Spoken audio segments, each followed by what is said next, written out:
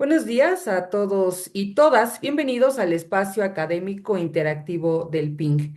En esta ocasión, el maestro Óscar Calderón del Instituto de Ciencias de la Atmósfera y Cambio Climático de la UNAM nos va a dar este taller virtual, el cual se titula Introducción al análisis de datos climáticos y de cambio climático. Me voy a permitir leer su semblanza, recordándoles que por el momento sus micrófonos permanecerán silenciados hasta que el facilitador nos diga que los abramos. El maestro Óscar Calderón es ingeniero en computación y maestro en ciencias de la Tierra por la UNAM, especializado en interacción océano-atmósfera y cambio climático.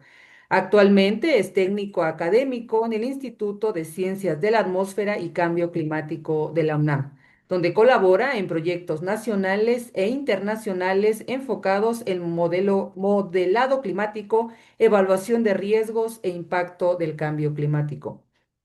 Cuenta con amplia experiencia en el desarrollo de modelos de evaluación integrada, análisis de datos climáticos y herramientas geoespaciales. Ha participado en la creación de plataformas como el Atlas Nacional de Vulnerabilidad al Cambio Climático y DataPink, así como en proyectos con instituciones como el Banco de México, CEPAL y la GIZ. Su trabajo se centra en la generación de escenarios climáticos, análisis de riesgos y desarrollo de herramientas computacionales para apoyar la toma de decisiones en temas de cambio climático. Bienvenido, maestro. Los controles son todos suyos. Muchas gracias, Abril, por la presentación. Compañeros, compañeras, gracias por asistir. Gracias por el interés que tienen en este taller. Es un microtaller.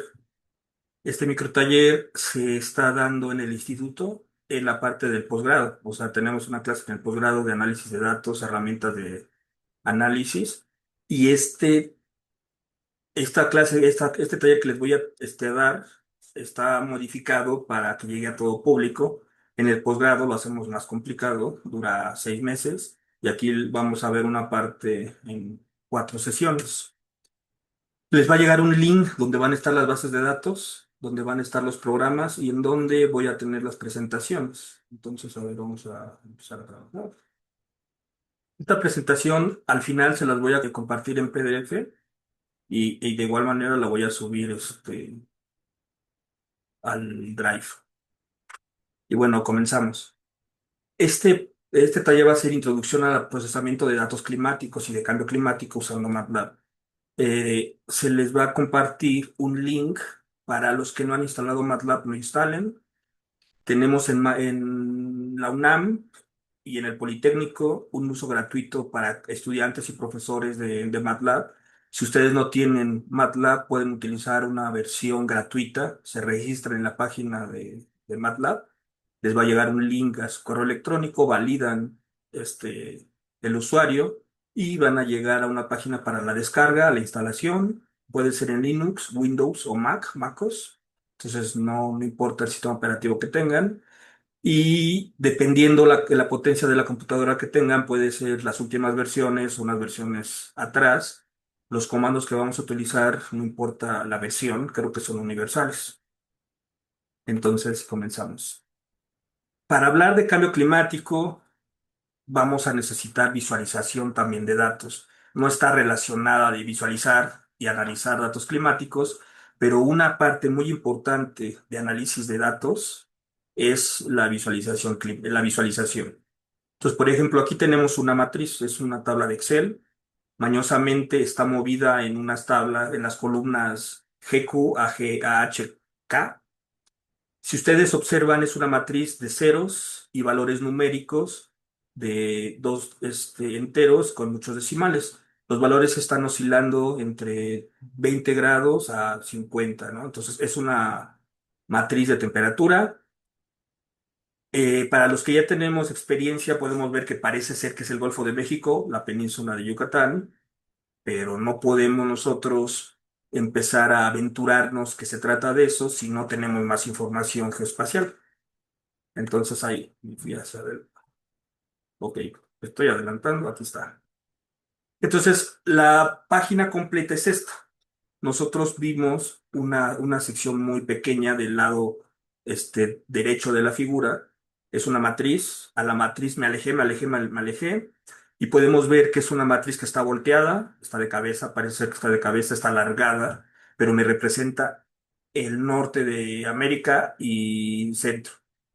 Entonces todo lo que sea cero visualmente representa el mar y lo que sea diferente de cero, aquí lo podemos ver como que es un color tipo saturado, que es la Tierra, pero al final es una matriz y si no tengo georreferencia, esa matriz no me puede significar mucho. Lo que hice ahorita fue voltear, voltear, hice de cabeza la matriz, después apachurré para que las columnas y renglones tengan el mismo tamaño y ahora sí podemos observar que es América del Norte y América Central. Es la misma matriz del inicio, simplemente me alejé, ¿no? Entonces lo que quiero es mostrar que los datos pueden visualizarse. Aquí simplemente es una visualización ASCII. Aquí tenemos la visualización ASCII. De antemano puedo decirles que es la península de Yucatán. Con mucha imaginación podemos ver ahí como que es la bota de Yucatán, pero necesitamos más información, necesitamos agregarle algo para saber de qué se trata. Entonces vamos a empezar a hablar de que los datos los podemos visualizar. ¿En qué contexto los vamos a visualizar?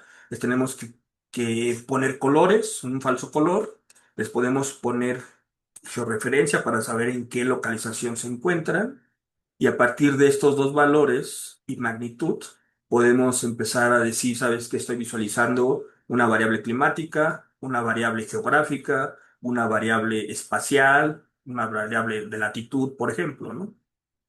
Entonces, aquí está. Entonces, este mismo mapa, el que yo tengo, la matriz de datos, lo que hice fue agregarle una paleta de color y pues aquí está. Es exactamente la misma información. Podemos visualizarla como si fuera una matriz de números, un arreglo matricial, o podemos asignarle a cada valor un color y es un mapa. Este mapa, si vemos el de atrás, está interesante. Si vemos los más de atrás, pues a lo mejor no nos dice mucho, pero ya cuando le agregamos el valor, el color, ya nos puede dar algo. Entonces, este contexto es del que hablo, ¿no? ¿Qué contexto es? Es un contexto climático donde los valores van a tener un color y empezamos a analizar visualmente cómo se comporta esta distribución de números en colores, ¿no? Entonces podemos ver que los azules me van a representar ciertas regiones, parece ser según este mapa, que son las regiones polares o las zonas altas o frías. Las regiones amarillas anaranjadas son regiones templadas y las regiones que son color ocre son las regiones más cálidas, ¿no? Entonces se puede observar topografía, ¿no? Si nos vamos a la parte de América del Sur, podemos ver de un lado lo que es Brasil y podemos ver también la parte de las cordilleras de Chile. Entonces, se pueden empezar a obtener eh, visualmente podemos empezar a analizar los datos. Podemos ver que las partes altas son más frías. Arriba de la India tenemos el Himalaya y podemos ver que esa zona que es muy alta es muy fría, ¿no? En esas regiones. Podemos también observar que hay regiones muy calientes que están centradas entre los trópicos. Entonces ya nos va a dar este color información extra. Todo esto es para saber, para analizar datos de cambio climático. Hago un paréntesis. Cuando estamos analizando datos de cambio climático, o datos climáticos, o datos geofísicos, por lo regular son matrices, series de tiempo. Si son matrices, les vamos a asignar un falso color para su visualización. ¿Qué significa esto? Que los datos que van de un rango, por ejemplo, si son temperatura, van desde -20, -30 grados a 30, 40 grados. Si les asignamos un color, un color a cada valor, empezamos a tener una figura, un mapa con ciertas características que el número se va a reflejar como color. Aquí tenemos un falso color. Todos conocemos la Mona Lisa. La Mona Lisa la Mona Lisa completa es la esquina inferior, derecha. Si yo separo los canales de la figura, la figura está compuesta por RGB, es una matriz de tres, colores. Entonces a cada color yo le voy a asignar un valor, a cada valor de mi matriz RGB le asigno un valor y yo puedo, dependiendo de ese valor, tener una u otra visualización, uno u otro patrón. Entonces, del lado izquierdo tengo el arreglo de la misma información, la Mona Lisa. Del lado derecho tengo paletas de color. Lo que yo le estoy dando es a cada valor numérico de la fotografía de la Mona Lisa, le puedo asignar una paleta de color. ¿Qué significa eso? Que, por ejemplo, Párula va de un rango de color de azules a amarillos. La barra de color Jet, llamada Jet, va de azules, colores cian, amarillos, verdes, amarillos, anaranjados, rojos. Entonces depende cuál es la visualización que yo quiera, el color que yo quiera. Puede haber colores para análisis espectral, velocidades, para vegetación, para topografía. Depende cuál es mi objetivo, es la barra de color que yo voy a asignar. Es la misma información, por eso puse la Mona Lisa, es exactamente la misma. Lo único que cambia es que si yo modifico la paleta de color, puedo resaltar o apagar algo, puedo destacar unos elementos o puedo ocultar esos elementos. Todo es depende que lo que quiera. Cuando estamos hablando de sonografía, de clima, jugar con estos colores es muy importante porque visualmente nos va a ayudar al análisis. Entonces es importante conocer que el falso color vamos a utilizarlo a partir de estos datos matriciales. También vamos a hablar de qué es una resolución. La resolución de una figura, de una imagen, se refiere a la cantidad de detalle que es representado en los monitores, por ejemplo, por pulgada, ¿no? Podemos tener una resolución menor o una resolución mayor. Aquí tenemos Lena de 1972. Lena es una modelo y cuando están haciendo análisis de imágenes se utiliza mucho esta figura porque cuando sacan el histograma es una distribución normal muy interesante. Entonces, siguiendo esta parte, esta tradición de análisis de imágenes, utilizo a Lena. Nosotros podemos observar que la figura va de una resolución menor a una resolución mayor. ¿Qué significa eso? Que si nosotros tenemos y contamos el número de píxeles que hay en una pulgada, cuando tenemos una resolución menor, tenemos muy pocos píxeles, muy pocos valores que me representan una pulgada. Si tenemos una mayor resolución, significa que tenemos mayor dato en esa pulgada, mayor número de píxeles en esa pulgada. Si hacemos un símil de imagen, de la imagen Lena a una imagen satelital, y en lugar de hablar de pulgada decimos por kilómetro cuadrado o por un grado, entonces vamos a ver cuánta información de píxeles tiene mi imagen satelital. Entonces, voy a seguir leyendo. Esta se relaciona con la cantidad de píxeles que componen la imagen y cómo se distribuye en una determinada área. Suele medirse en términos de píxel por pulgada cuando es imagen y de ella depende tanto la calidad de la representación como el tamaño que ocupa en memoria. Cuando hablamos de datos climáticos, por ejemplo, podemos tener datos son por lo regular píxeles cuadrados. Puede estar en metros, puede estar en kilómetros, puede estar en arcos, en radianes.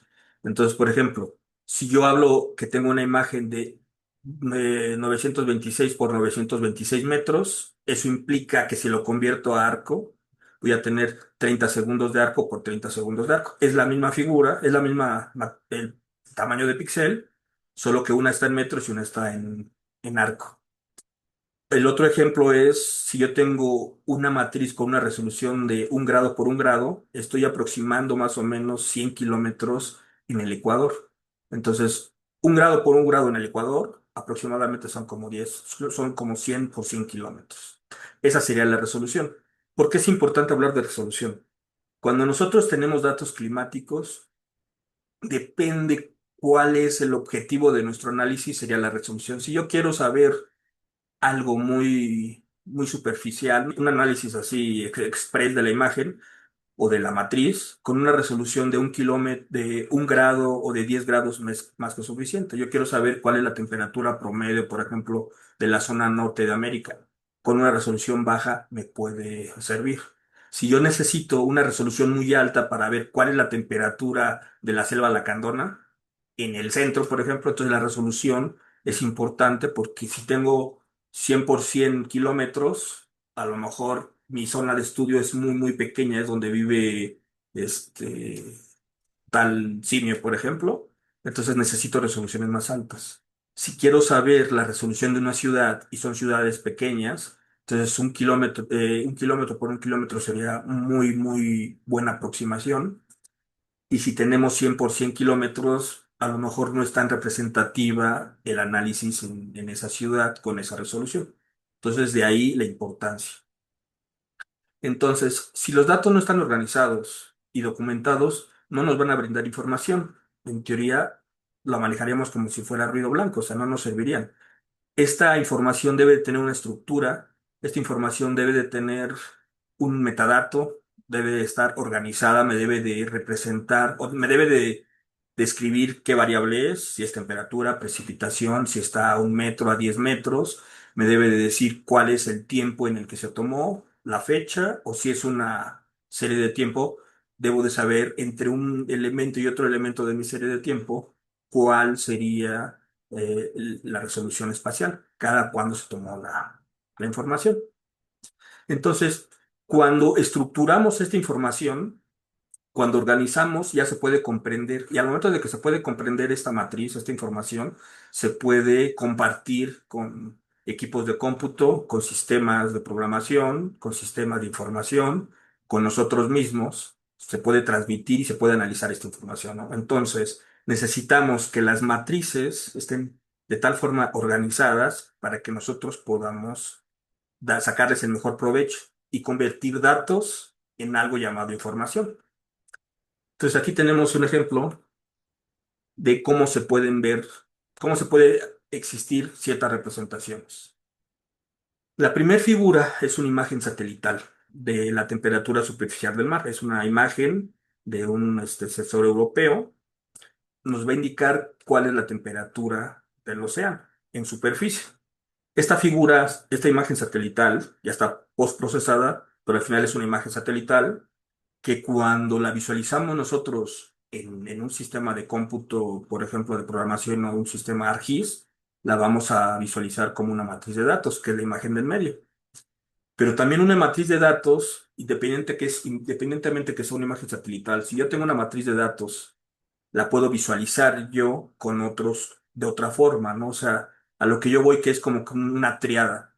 Puedes tener datos satelitales o datos observados, que lo vamos a representar como una matriz de datos, o pueden tener una matriz de datos que proviene de un modelo numérico, por ejemplo, un pronóstico que no es satelital de pronóstico, sino es un análisis numérico, y este análisis numérico lo podemos visualizar no como una imagen satelital, porque sabemos que no es una imagen satelital, es una imagen de modelo, y le asignamos igualmente una barra de color, ¿no? Entonces, todo se resume a una matriz. La matriz puede provenir de datos satelitales, fotografía satelital, datos observados, estaciones meteorológicas, radares, o la matriz también puede provenir de modelos numéricos. Y ambas se van a visualizar. Cada una me va a representar algo. ¿Qué me va a representar? Lo que diga el metadato. Por eso es importante tener la información extra. Si yo les doy a ustedes una matriz y si esa matriz no tiene de qué se trata, para ustedes a lo mejor va a ser como que basura numérica. ¿Sabes qué? Son un montón de datos que no sé cómo se representan, no voy a estar adivinando. Entonces, de ahí la importancia de esta organización. Entonces, vamos a seguir avanzando. Ahora vamos a hablar de la representación numérica.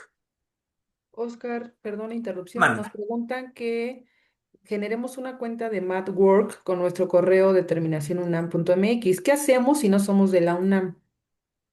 Si no son de la UNAM ni el Poli, lo que pueden hacer es registrarse con su cuenta normal y con esa cuenta van a acceder a la descarga en el repositorio de MATLAB para que la instalen. En el link que se les compartió, se les va a compartir, me confirman, pueden ver el drive que tengo, Sí se ve. ¿sí? Entonces aquí viene cómo se instala MATLAB, ¿no? O sea, le dan doble clic y se instala MATLAB. Entonces ahí pueden observar más o menos, este, seguir los pasos. Entonces esto se lo dejaría de tarea a los que no lo tienen instalado. No es nada difícil. Continúo. Gracias. Entonces, aquí tengo dos elementos, un elemento matricial y un elemento de figura, un elemento gráfico. La matriz es una matriz aleatoria. La columna uno renglón uno empieza en el valor 10 y la columna 10 y renglón 10 termina en el valor 29.8. Entonces simplemente es un número consecutivo del 10 al 29.8 y le asigné una paleta de color. Al valor de 10, a valores bajos le asigno colores de azul fuerte y a valores altos rojos carmesí. Entonces pueden observar que el valor 10 tiene el color azul, no sé, azul intenso, azul, no sé cómo se ve. Entonces, el primer renglón son unos tonos intensos de azul. El segundo renglón, que va del 12 al 13.8, ya no es tan intenso el azul, pero se puede ver cómo hay un gradiente de color, ¿no? Entonces, a cada valor le asigno un color. Hasta ahí no hay problema. Simplemente los sistemas de cómputo, los sistemas de programación o los sistemas de información le asignan automáticamente este valor. Ahora, ¿qué pasa si en lugar de tener una matriz tengo dos matrices o tengo n matriz? Pues vamos a empezar a ver cómo lo podemos utilizar. Igual, aquí tengo dos matrices. La primera matriz me va a representar el tiempo uno, la segunda matriz el tiempo 2. Son valores aleatorios en el rango de 10 grados a 29, 30 grados. Entonces son valores aleatorios. Entonces me van a representar un tiempo de temperatura, por ejemplo. Entonces, para el tiempo uno tengo una representación gráfica y para la matriz del tiempo 2 tengo una representación gráfica también. Entonces, aquí yo tengo dos matrices de tamaño R2 de X y Y. Entonces, aquí tenemos la columna C y los renglones R, ¿no? Entonces, tenemos X y Y. Entonces, tenemos dos matrices de R2. Nosotros las podemos concatenar. Podemos decir que la matriz uno en el tiempo uno va primero, después la matriz 2 la matriz 2 que representa el tiempo 2, la matriz 3 en el tiempo 3. Entonces, cuando le asignamos el tiempo y las juntamos, las concatenamos, tenemos una matriz de R3. Longitud, latitud y tiempo, X, Y y Z, C, R y T. Entonces ya tenemos una representación de tres dimensiones de la matriz. Es un arreglo tridimensional que lo podemos observar aquí. La pregunta es, ¿cómo lo vamos a guardar? Primero vamos a conceptualizar la matriz. Entonces, puedo tener yo, vamos a ir elemento por elemento de la figura. Puedo tener una matriz, que me representa una figura, una fotografía satelital, un archivo en algún formato específico y pueden representar zonas geográficas. Puede ser la misma zona geográfica o ligeramente desplazadas o diferente resolución espacial, ¿no? Pueden ser sensores de diferentes satélites o de diferentes días y el satélite se va moviendo. Entonces, donde yo tengo mi cubo de datos de un dataset mosaico, pues yo puedo ver que no necesariamente van a corresponder en la misma georreferencia. Unas son más grandes, unas más pequeñas, pero a mí lo que me interesa analizar es la zona donde se intersectan, que es el cuadrado rojo.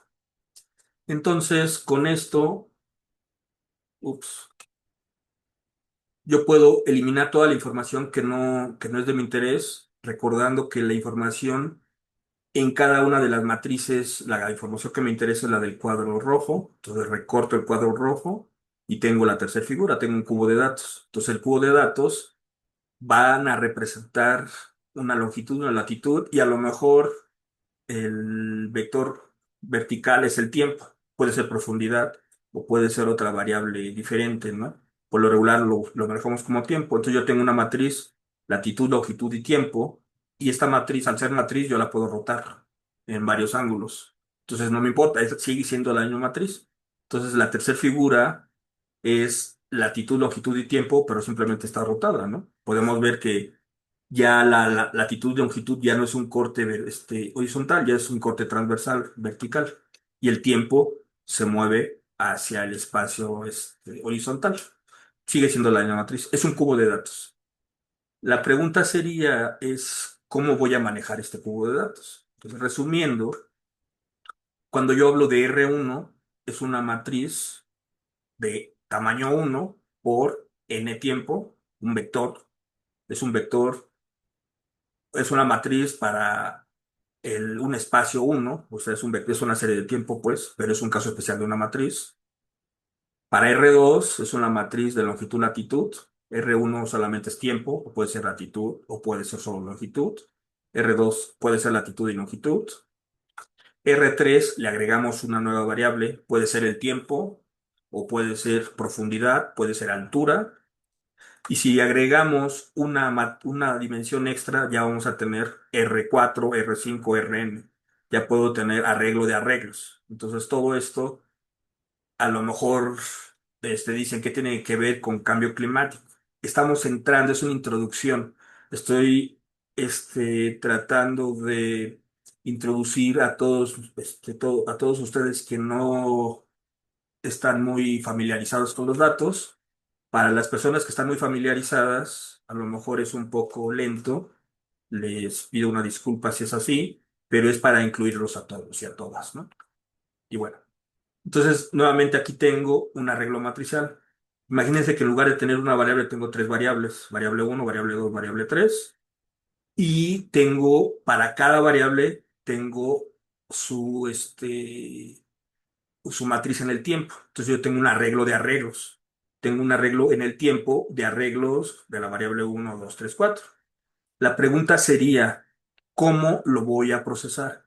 Antes los datos se metían en archivos lineales de texto, .dat, por ejemplo, o .txt, y de alguna forma se tenían que procesar, preprocesar la información para que la primer matriz fuera el primer elemento el primer renglón o el primer elemento de mi txt, y abajo el siguiente, y abajo el siguiente, y abajo el siguiente, ¿no? Entonces había muchas formas de tratar de procesar esta información. El problema, esto se llama un stack, ¿no? Si nosotros ponemos una pila de datos y entonces decimos, vamos a meter el tiempo uno primero, encima el tiempo 2, después el tiempo 3, el tiempo 4, el tiempo 5. Cuando ustedes lean el TXT y quieren la primer matriz, tendrían que leer todos los tiempos hasta llegar a la matriz uno, ¿no? Entonces, dependiendo del tamaño de la matriz, va a ser cuánto es la lectura de datos. Si es una lectura, si es una matriz, si son muchas matrices muy grandes en un solo TXT, pues para llegar a la matriz de interés tienes que haber leído las matrices anteriores. Entonces, eso era muy lento. Y por eso nacieron algunos formatos. El formato que se utiliza actualmente pues en la mayoría de los casos en ciencias de la Tierra es el NetCDF.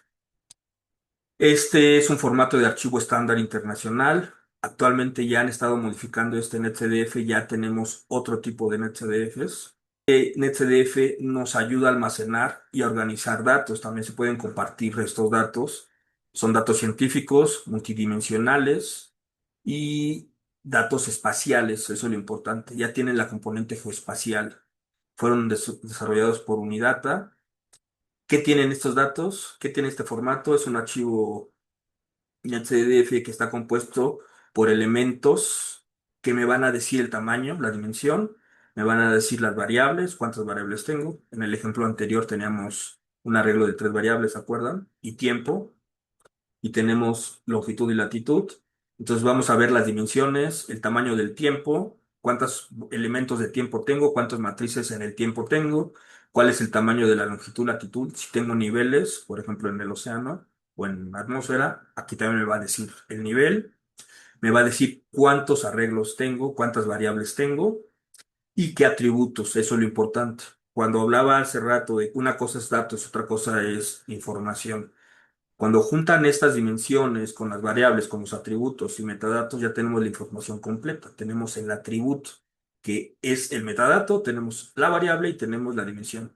Se autodescribe este tipo de datos. Si yo les doy un XDF, se autopresenta, por decirlo de alguna forma, ¿no? Esta estructura de datos es una estructura que permite organizar los datos de forma eficiente, se autodescribe, es autodescriptiva, se pueden manipular los datos fácilmente con operadores aritméticos y garantiza la interoperabilidad entre sistemas operativos, entre plataformas de análisis. El acceso a estos datos se realiza por librerías específicas. Estas librerías ya reconocen cómo es el formato NetCDF y lo analizan de forma intuitiva, ¿no? O sea, ya ellos ya lo asimilaron estas librerías. Podemos tener librerías propias NetCDF, CDO, Array, MATLAB, Fortran, R, etcétera, ¿no? No depende del sistema operativo. Entonces aquí tenemos más o menos una visualización de cómo sería un NetCDF. Por ejemplo, puedo tener dos variables, temperatura y precipitación. Cada variable es una matriz, longitud, latitud. Imaginemos que es tiempo. Entonces tenemos una matriz de longitud, latitud, tiempo para temperatura, una longitud, latitud y tiempo para precipitación. También tenemos una matriz de longitudes, una matriz de latitudes y tenemos una referencia en el tiempo. Esa sería una estructura que tiene el NetCDF, donde lo único que cambiaría sería, por ejemplo, la temperatura y la precipitación por la variable de interés. Entonces, esta estructura es una forma de organizar y almacenar, gestionar y acceder a los datos científicos. Está diseñada para optimizar la manipulación y un análisis eficiente, permitiendo operación en como intersecciones, búsqueda, modificación, eliminación de elementos. Podemos hacer análisis matemáticos internamente y el acceso para cada elemento de cualquiera de la matriz tardas el mismo tiempo. Es un acceso aleatorio, como se dice, ¿no? Entonces, cuando ustedes tienen una base de datos, acceder a una u a otra elemento de la matriz y nos toma el mismo tiempo, es cuando sirve esta matriz, esta base de datos. Acceder a cada uno de los de elementos y que ese acceso sea independiente de cuál sea independiente en rapidez de cuál sea la posición, es lo que le da la importancia al formato NetCDF. Y bueno, nosotros podemos tener algunos ejemplos de formatos NetCDF para que vayamos más o menos dándonos una idea de por dónde va la cosa. Podemos tener estructuras en R1, una serie de tiempo, una estructura unidimensional. En este caso puede ser un vector de temperatura con datos diarios, por ejemplo. Es una sola dimensión, es el tiempo. Podemos tener datos bidimensionales, R2, como una matriz de temperatura compuesta por longitudes y latitudes, ¿no? Si le agregamos el tiempo, ya tenemos un R3, ya tenemos una matriz que cambia en el tiempo en la longitud-latitud, ¿no? Entonces tendríamos una matriz longitud, latitud y tiempo y una matriz multidimensional. Por ejemplo, puedes tener n dimensiones, n variables, temperatura, humedad, presión, a diferentes latitudes y a diferentes alturas o a diferentes tiempos. O puedes tener la misma temperatura, supongamos que estamos haciendo un análisis numérico y vas a hacer algunas modificaciones entre tu modelo. Entonces vas a tener la temperatura del modelo uno, la temperatura del modelo 2, del modelo 3. Entonces es la misma variable con ligeros cambios y van a tener longitud, latitud, altura y tiempo, por ejemplo. Entonces tú puedes tener muchas formas de tener estos datos.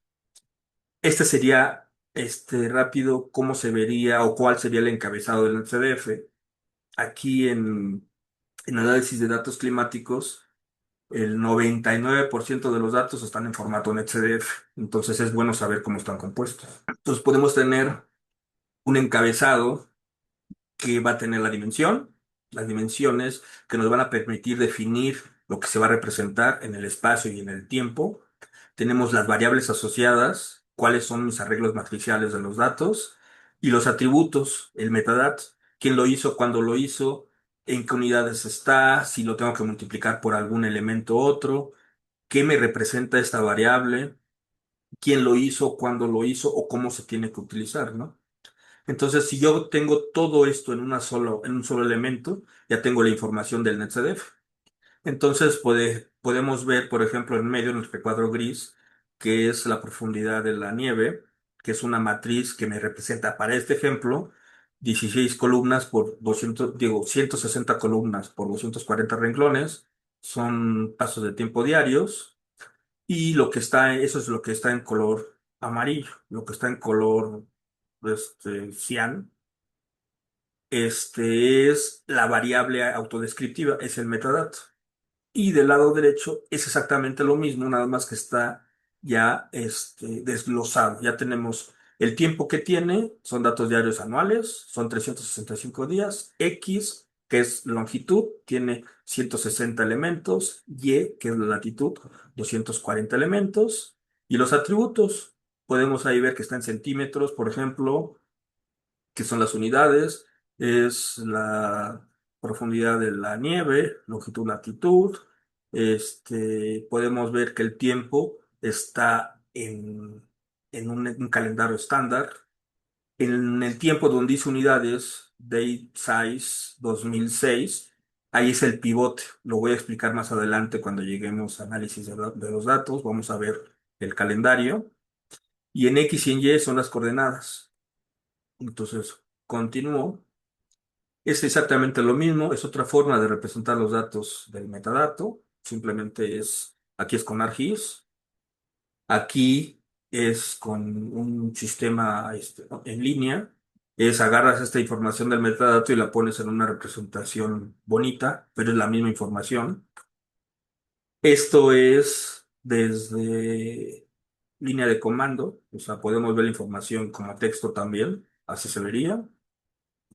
Y desde una línea de comando desde Linux, o puede ser desde MS2. Aquí podemos ver más o menos qué es lo que tiene esta información, este metadato. Son ejemplos, ¿no? Si quiere profundizar en el NetCDF, pueden meterse a mi data, buscar qué es un NetCDF. ¿Por qué? Porque es importante, porque les repito, cuando estamos en la mayoría de las ramas de ciencias de la Tierra, siempre los vamos a topar con archivos NetCDF actualmente. Bueno, y debido a las características anteriores y a cómo están compuestos los datos, que tenemos matrices, que estas matrices pueden cambiar en el tiempo, o tenemos un arreglo matricial de matrices longitud, latitud, tiempo, altura y profundidad, por ejemplo, o muchas variables, es debido a todo ello que son ampliamente utilizados en el campo científico y de investigación, como en meteorología, oceanografía, climatología, geofísica, sismología, etcétera, ¿no? Estos archivos son compatibles con una variedad de lenguajes de programación como Python, MATLAB, C++, R, y esto hace que sea muy fácil el analizar los datos. Yo este curso lo voy a dar con MATLAB, se puede dar con Python, se puede dar con R. Los programas van a variar, pero la sintaxis va a variar, pero el objetivo es el mismo. Quiero leer unos datos, quiero graficar unos datos, quiero hacer el promedio de unos datos, quiero leer unos datos con un componente geoespacial y cada lenguaje de programación tiene una forma diferente de leerlo, pero al final vamos a tener una matriz de datos como la que les mostraba al inicio de la presentación. Acá tenemos un ejemplo de cómo algunos de los lenguajes más conocidos van a leer en la columna del medio, van a leer los archivos y en la columna de la derecha es para ver, para desplegar el metadato, ¿no? Entonces tenemos R, Python, MATLAB, Julia, C, C++, Fortran, Java, CDO, NCO. NCO y CDO no son lenguajes de programación, sino son librerías, pero se puede hacer, es la misma información, la única forma es cómo voy a acceder a esta información. Entonces no nos importa si estoy en Linux, en Windows, en MacOS, pero al final voy a leer el archivo. Eso es lo interesante, ya no necesitamos nosotros que los archivos se deban solamente de leer en Windows como antes hacía, ¿no? Y bueno, los datos. Les tenemos que dar una representación espacial, un color y tenemos que hablar de una resolución, que ahí hay un error. Entonces, visualización. Aquí nosotros podemos ver una matriz en 3 dimensiones, podemos tener un carrito, es un remolque. Este ejemplo que está aquí lo vamos a manejar de este lado. Aquí tenemos una matriz de R3, son 3 dimensiones. Pero no necesariamente una matriz en 3 dimensiones se va a visualizar de la misma forma. Esta es una matriz en 3 dimensiones. El mapa la animación de la izquierda es un mapa de temperatura, es una matriz de temperatura a 2 dimensiones. Tenemos longitud y latitud a nivel global y estamos viendo que los datos están cambiando día con día. De hecho, son datos mensuales para el mes 1, 2, 3, 4, 5, 6. Entonces, tenemos datos mensuales de temperatura y podemos observar cómo cambian en el tiempo estas temperaturas superficiales. No hay huecos, si se dan cuenta, es una matriz donde cada elemento tiene un valor numérico. Del lado derecho es una imagen satelital de un huracán. Son componentes de precipitación, me parece. Y hay huecos. Donde no hay precipitación, hay un hueco. Entonces, bueno, no recuerdo si era de un huracán, pero supongamos que es precipitación. Entonces podemos observar un elemento en 3 dimensiones. Afuera de este elemento en 3 dimensiones no hay valores. Tal vez haya valores nulos y por eso no están graficados, pero al final provienen de una matriz de 3 dimensiones. Entonces, depende qué es lo que queramos analizar o depende del contexto de la matriz, es si lo vamos a graficar como un GIF animado o si lo vamos a graficar en 3 dimensiones. Aquí tenemos 4 dimensiones. ¿Cómo se grafican 4 dimensiones? Es longitud, latitud, tiempo y altura. Como no tenemos un cómputo para tener 4 dimensiones o nosotros visualmente en una pantalla no podemos visualizar 4 dimensiones, tampoco en la realidad, pues, pero tratamos de darle la vuelta. Si yo quiero extraer toda o la mayor parte de la información, pues voy a tener que tomar una decisión. Entonces, por ejemplo, en la primera figura, la de la izquierda, lo que estoy haciendo es utilizar una matriz de 4 dimensiones, longitud, latitud, tiempo y altura, y la altura la acoto en superficie. Digo, ¿sabes qué? Voy a visualizar solo la superficie de una matriz. Entonces ya tengo una matriz de 3 dimensiones en superficie. Y entonces tengo longitud, latitud y tiempo. ¿Cómo visualizo el tiempo? Pues simplemente es en un GIF. Cada paso de tiempo lo grafico y borro el anterior, entonces me da la sensación de animación y yo puedo visualizar cómo se comporta en el tiempo la superficie. Las otras dos figuras, las de la derecha es lo mismo, pero en lugar de hacer un recorte en la superficie, hago un recorte vertical. En una corto de norte a sur, de 7 grados a 34 grados, y en la otra corto de oeste a este, de -123 oeste a -71 oeste. Entonces simplemente es un recorte de una sección transversal de la atmósfera. Entonces depende qué es lo que quiera yo estudiar, es el análisis que voy a hacer para los datos. Entonces tenemos forma de visualizar estos datos. Esto es muy importante porque a veces yo les voy a dar o alguien les va a dar una información en formato NetCDF y dices, bueno, quiero hacer un análisis rápido visual. Entonces yo uso este software, Panoply, es de la NASA y está optimizado para leer NetCDF, HDF, HDF5 y Grid. Les voy a pasar la presentación. Entonces, aquí es un análisis de más o menos una descripción de lo que tiene.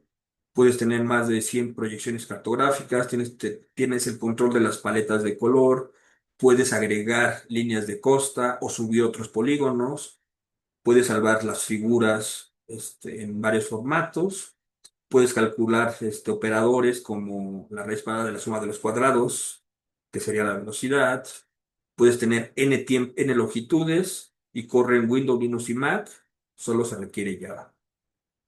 Puedes tener sistemas de información geográfico, en este caso tengo QGIS, sin ninguna bronca puedes leer NetCDFs, también tienes ArcGIS, ArcMap, QGIS es gratuito, Panoply también el anterior es gratuito, ArcGIS y ArcMap si son de licencia.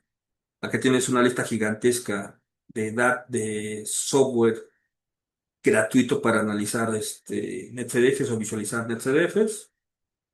Aquí tienes también una lista ya con licencia como MATLAB, necesitas ya la licencia y aquí puedes analizar estos datos.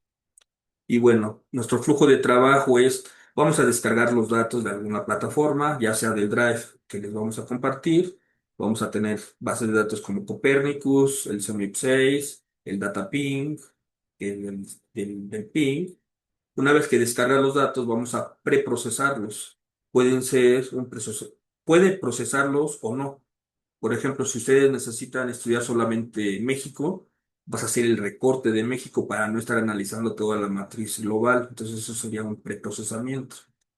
o cambiar las unidades. Si tú quieres unidades en milímetros y las unidades vienen en otros que no son en milímetros, por lo regular son un flujo instantáneo de datos, entonces tienes que convertirlo a milímetros, entonces se procesa, se hace el análisis ya es con el sistema que ustedes quieran, MATLAB, Python, R, CS++, y depende del sistema, el compilador que estén utilizando, pueden visualizar los datos y ya que tengan la visualización y el análisis, pues ya pueden empezar a ver hacia dónde lo van a publicar o lo van a utilizar. Puede ser para una publicación, un artículo, su tesis, para análisis, como en cascada. Necesito la precipitación, la temperatura para hacer un análisis de, de salud, de economía, un análisis de riesgo, un análisis,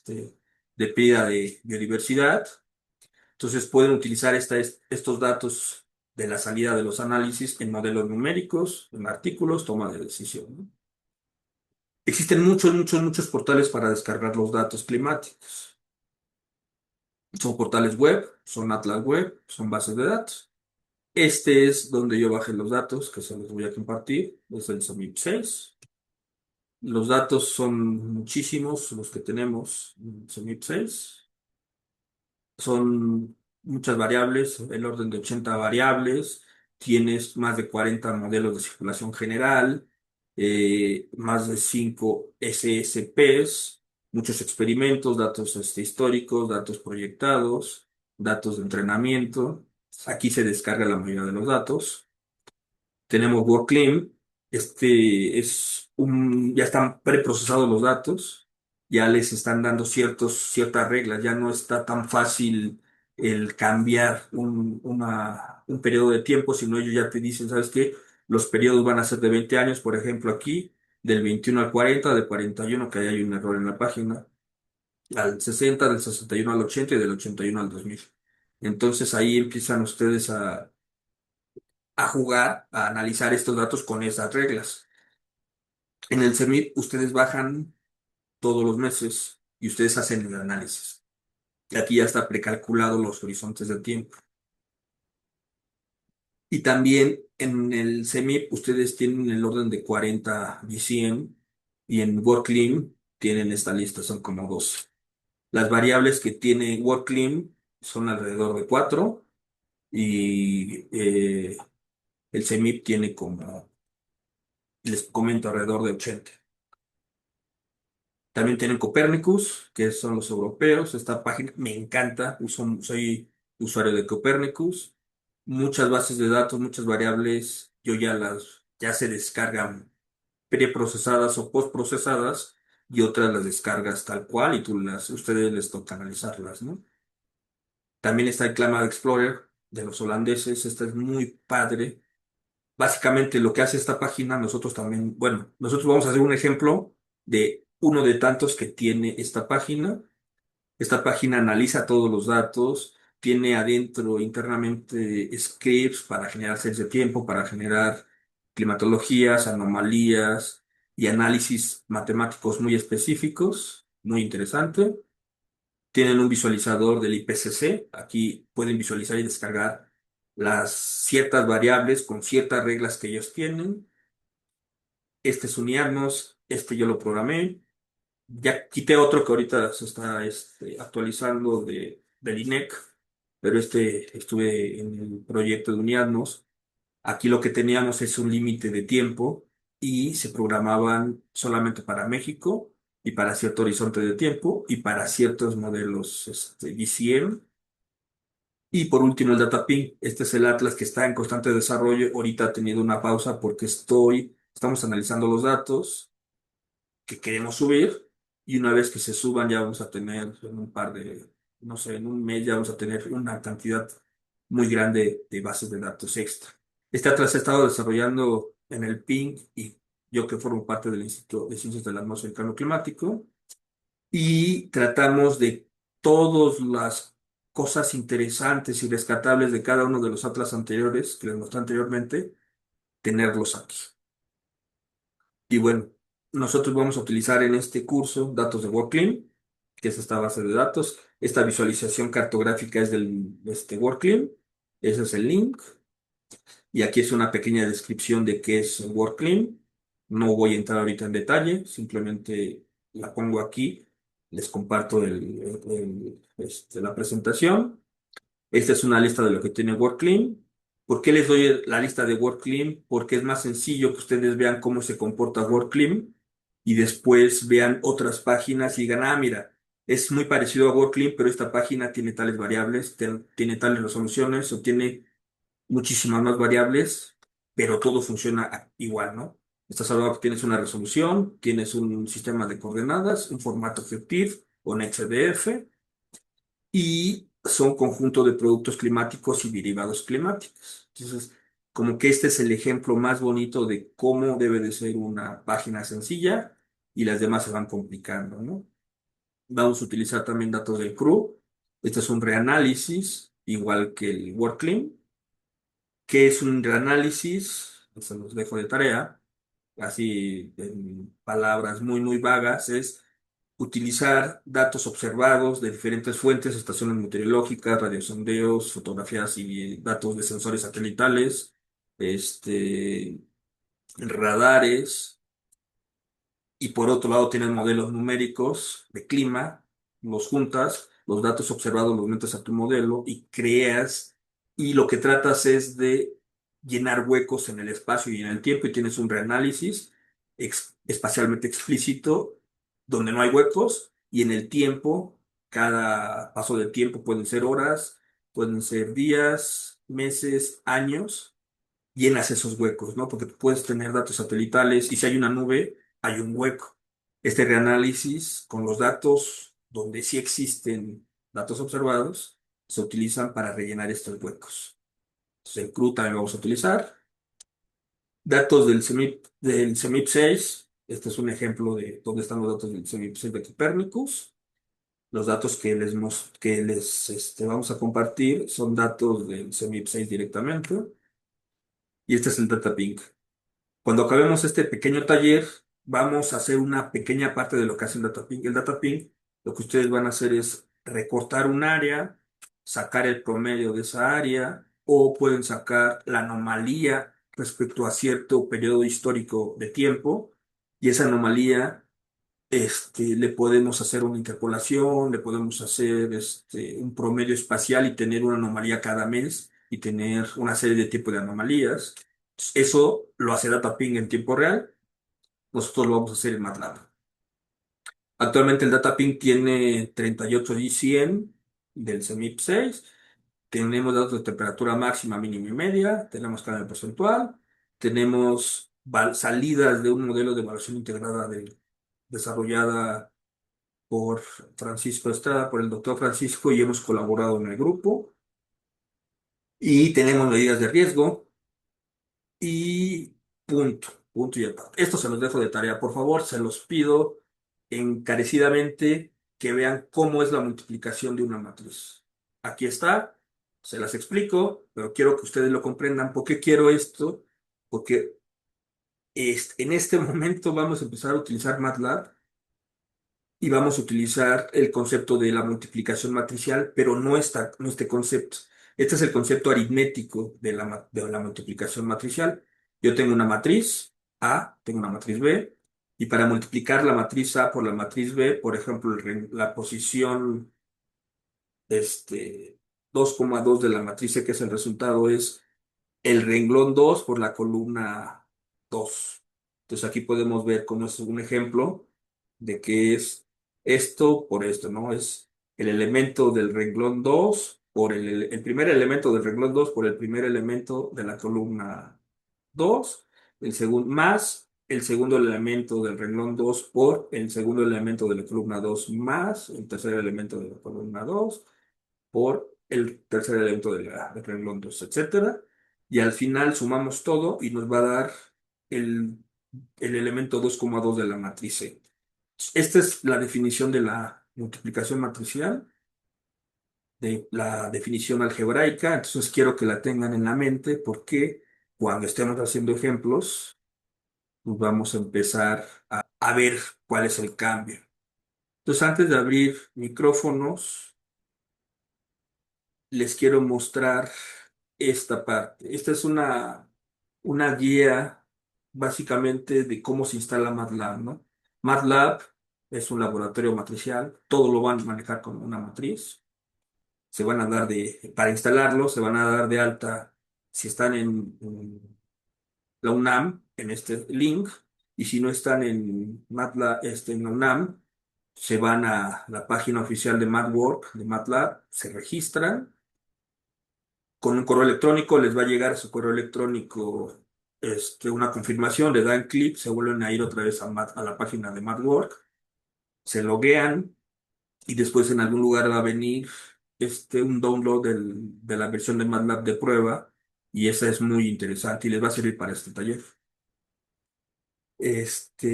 Bueno, ahorita sigo platicando MATLAB. Aquí hay muchos cursos para los que no tienen mucha experiencia en programación o experiencia cero en programación, no importa.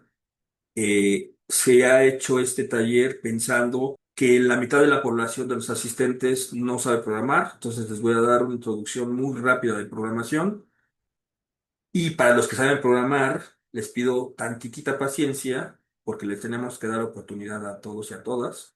Entonces, una vez que se emparejen los que sí saben programar y los que no saben programar, y ya estemos al nivel, empezamos a analizar los datos. Bueno, aquí es cómo se instalan los productos y aquí más o menos esos son pantallazos de la propia página, donde se instala, cómo se agregan toolboxes, etcétera, ¿no? Entonces, todo esto les va a servir y aquí está nuevamente un ejemplo.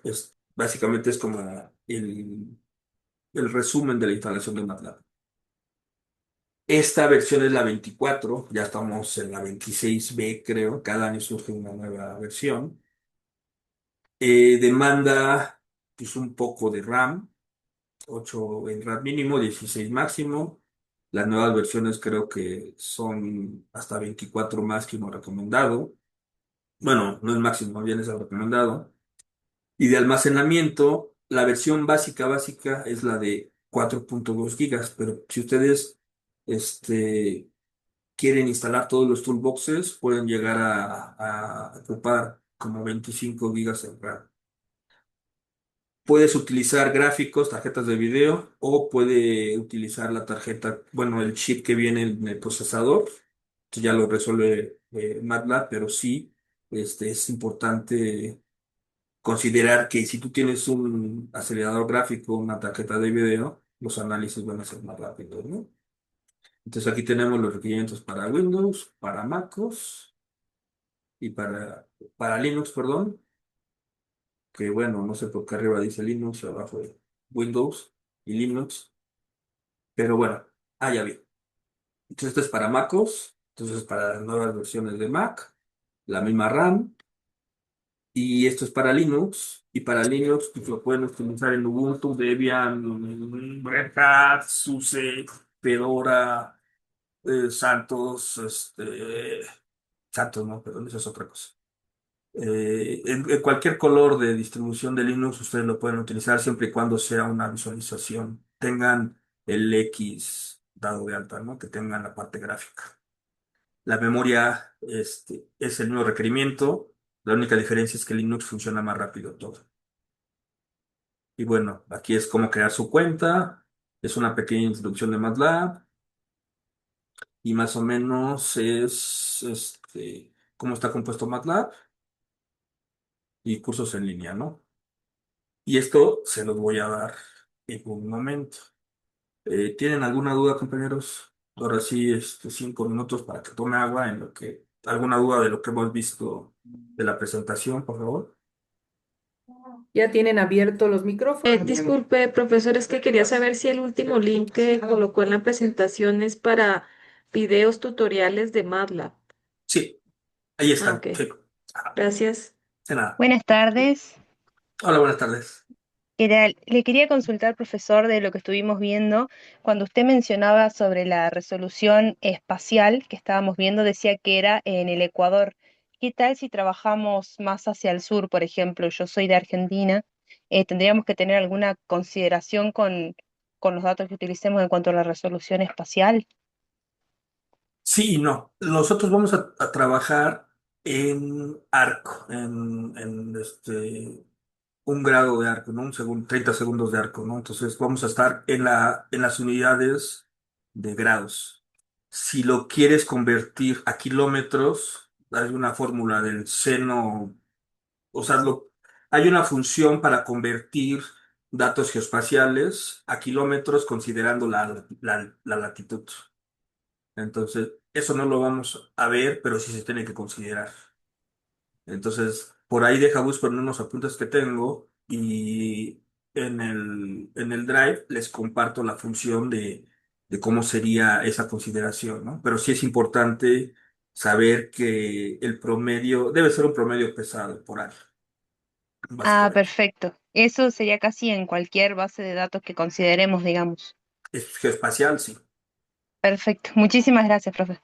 Nada de nada. Hugo, Sí, gracias, maestro Oscar. Nada más una duda conceptual. Ahora que hablábamos del reanálisis y hablábamos de cómo este proceso se usa para llenar huecos, generalmente el reanálisis nos va a ayudar a llenarlo, es decir, el modelo va a llenar los huecos que no estén datados por las observaciones. Digamos, esa es la lógica. sí, eso sería la lógica, pero al final rehace toda la malla y suaviza los datos, ¿no? Entonces, De acuerdo. si tú tienes datos observados, este, y cuando haces este tipo de análisis, hay muchos modelos que utilizan la topografía como WordClim. Entonces, a ellos hacen un reanálisis y están utilizando topografía, entonces hacen un ajuste por altura en temperatura y precipitación, por ejemplo. Entonces, cuando haces ese ajuste, empiezas a aplanar los datos. Entonces, tu salida son datos que deben de ser consistentes. No puedes tener una temperatura suavizada, rellenada y de repente un pico, porque Ah, ahí hay un error, ¿no? Entonces le meten un suavizado para que sean consistentes y no haya algo que se vaya al infinito, ¿no? ya, ok, perfecto. Muchas gracias. Perfecto, compañeros, compañeras.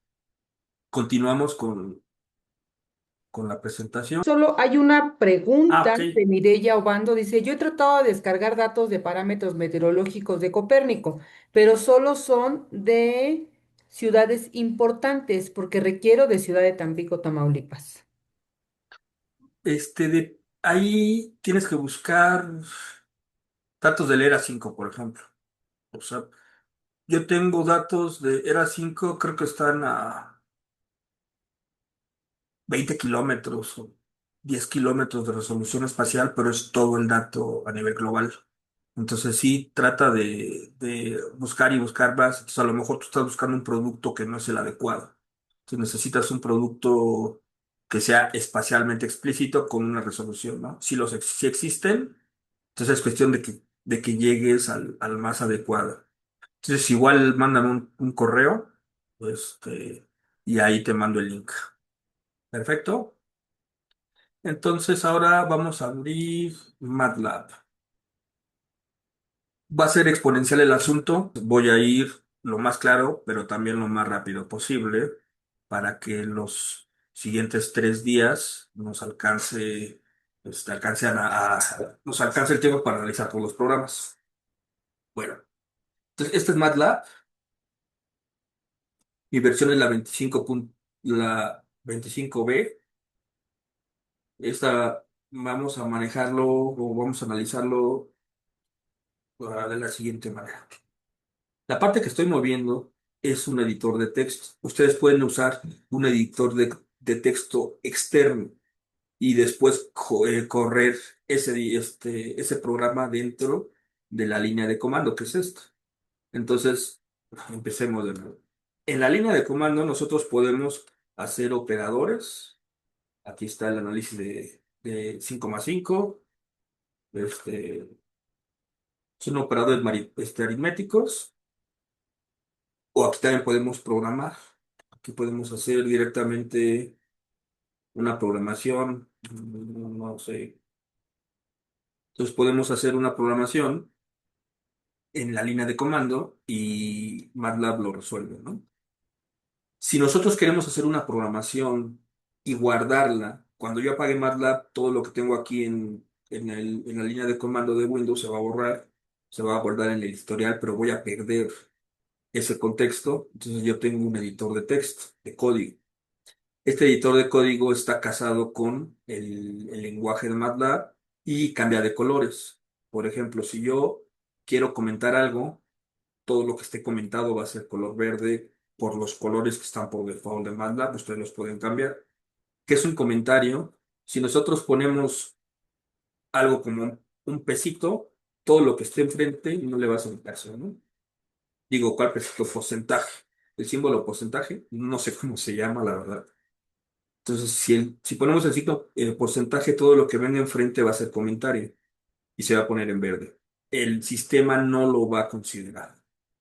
Entonces, les repito, este código es de mi clase de posgrado para maestría y doctorado, se los damos, y fue el que acabo de dar hace un par de meses. De hecho, lo di en el semestre anterior, por eso ya no lo quise ni actualizar, así como que dije, pues es el mismo, es la última versión, entonces ahí va. Bueno, entonces aquí nosotros vamos a editar el código, vamos a hacer un código lineal tal vez, o puede haber funciones. Acá lo vamos a ejecutar o vamos a correr línea por línea. De este lado, lo que nosotros tenemos es en dónde estamos parados y aquí nos va a arrojar todos los archivos que tengo. Por ejemplo, yo me voy en la pestaña que está abierta, en este caso es intro 01, es el archivo que vamos a analizar ahorita, es el programa. Le voy a dar botón derecho, voy a decirle que me cambie la ventana al archivo que tengo actualmente abierto, le doy que sí. Entonces yo ya estoy trabajando en en esta parte, ¿no? Esto que tengo aquí es para un proyecto que tengo abierto, lo voy a cerrar, cierro el proyecto y no quiero ningún proyecto, entonces aquí está ya MATLAB. Entonces ahora sí ya tengo esta parte de MATLAB donde tengo mi código, aquí tengo mi bash, mi terminal. De este lado tengo las variables. Estaba trabajando antes de estar con ustedes. Entonces estas variables son las que yo tenía en el código anterior. Las tengo que borrar. Ahorita lo dejé así para que vean cómo están, cómo podemos observar estas variables. Y en la parte de arriba nosotros vamos a tener lo que es el home, abrir archivos, abrir nuevo script, podemos importar datos, podemos salvar datos, podemos tener nuevas variables, etcétera. Podemos tener herramientas de graficado. Yo puedo agarrar una serie de tiempo o una matriz.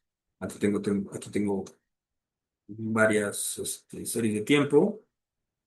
Entonces puedo seleccionar aquí y aquí y puedo generar como si fuera una herramienta de Excel, diferentes tipos de gráficas. Puedo generar apps. Aquí en el grupo estamos desarrollando diferentes apps se puede compilar en MATLAB y generar un ejecutable en Linux, Windows y Mac para tener lo que analizamos, un archivo que se puede instalar en cualquier computadora y que se pueda usar, ¿no? Entonces estamos desarrollando un emulador y le metemos ahí unos elementos de ingeniería solar actualmente. Si nos da tiempo se los muestro. Tenemos herramientas para la edición.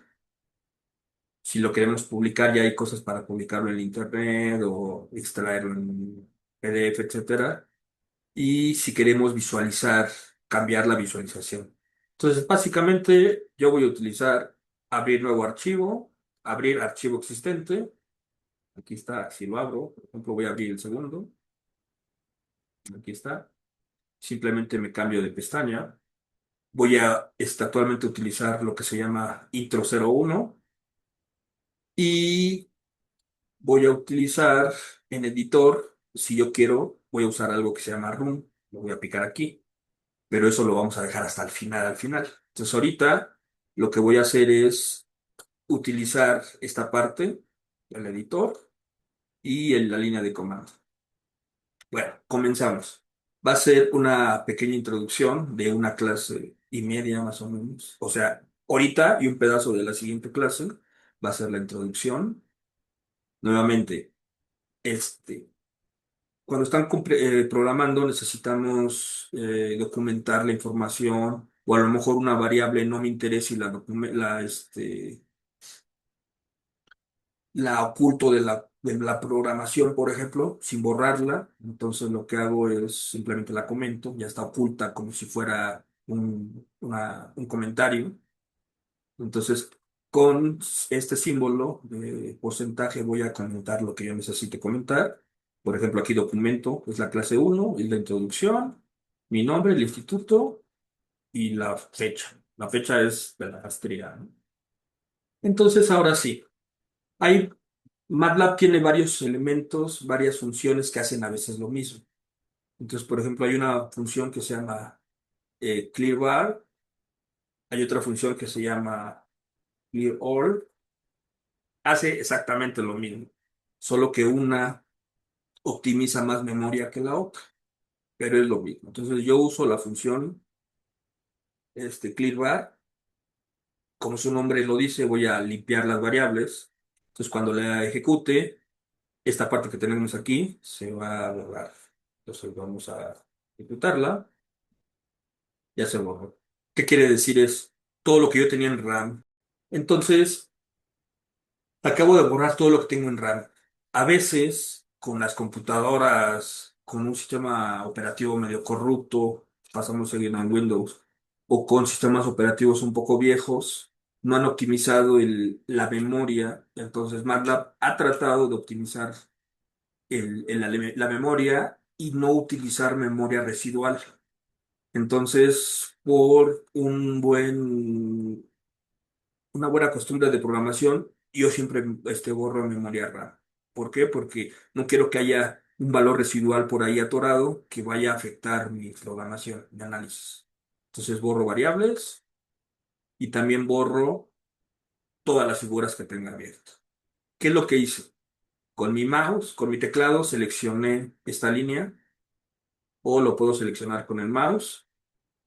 Con el botón derecho del mouse le digo que evalúe la selección. Yo acabo de seleccionar la línea 14. Entonces yo puedo agarrar con mi teclado y poner F9 o con el mouse, seleccionar F9, ¿no? Entonces no voy a usar el mouse ahorita, no lo ven ustedes, estoy usando el teclado. Entonces estoy seleccionando la línea 15 y al seleccionar la línea 15 le doy F9. Aquí recordemos, yo uso Ubuntu. Este, En Windows, en mis Windows y mis Ubuntu, el F9, ningún acceso rápido de mi teclado va a chocar con MATLAB. Básicamente yo, si existe un nuevo software, elimino los accesos, los accesos de teclado para que funcione MATLAB, porque yo trabajo con puro lenguaje de programación. Entonces, por eso a mí me funciona el F9. Por ejemplo, hay unas versiones configuradas en Ubuntu en español y creo que el F9 de Ubuntu choca con el F9 de MATLAB. Entonces si quieren usar el teclado, se tiene que cambiar sus keyhots, ¿no? Bueno, entonces yo estoy utilizando F9, que es el de default de MATLAB. Selecciono Close All y me borra todo lo que yo tengo abierto. Ahorita lo vamos a ver qué significa eso. No perdamos la paciencia.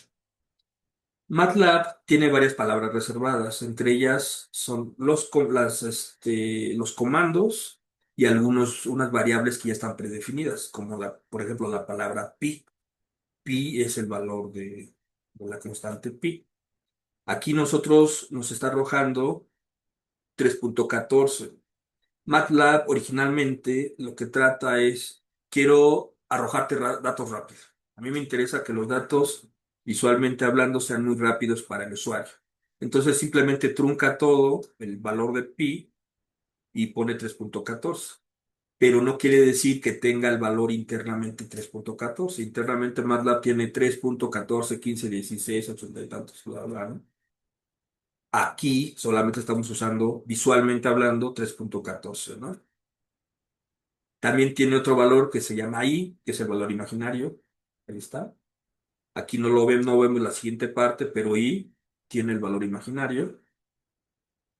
Ah, bueno, no. Creo que inicialicé el valor y ya no lo pudo. O sea, me borró la variable i porque la utilicé. Entonces, si yo reinicio mi MATLAB, i debe de tener el valor imaginario.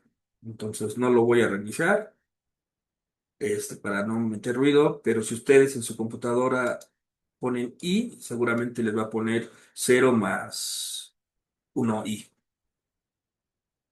Después nosotros podemos asignarle un valor a una variable. Mi variable se va a llamar a, puede ser cualquier variable alfanumérica siempre y cuando empiece con un valor alfabético, no puede empezar con un número, entonces ni con un carácter especial como arroba, pero bueno, entonces tenemos una variable llamada a y le vamos a asignar el valor de 5, a vale 5.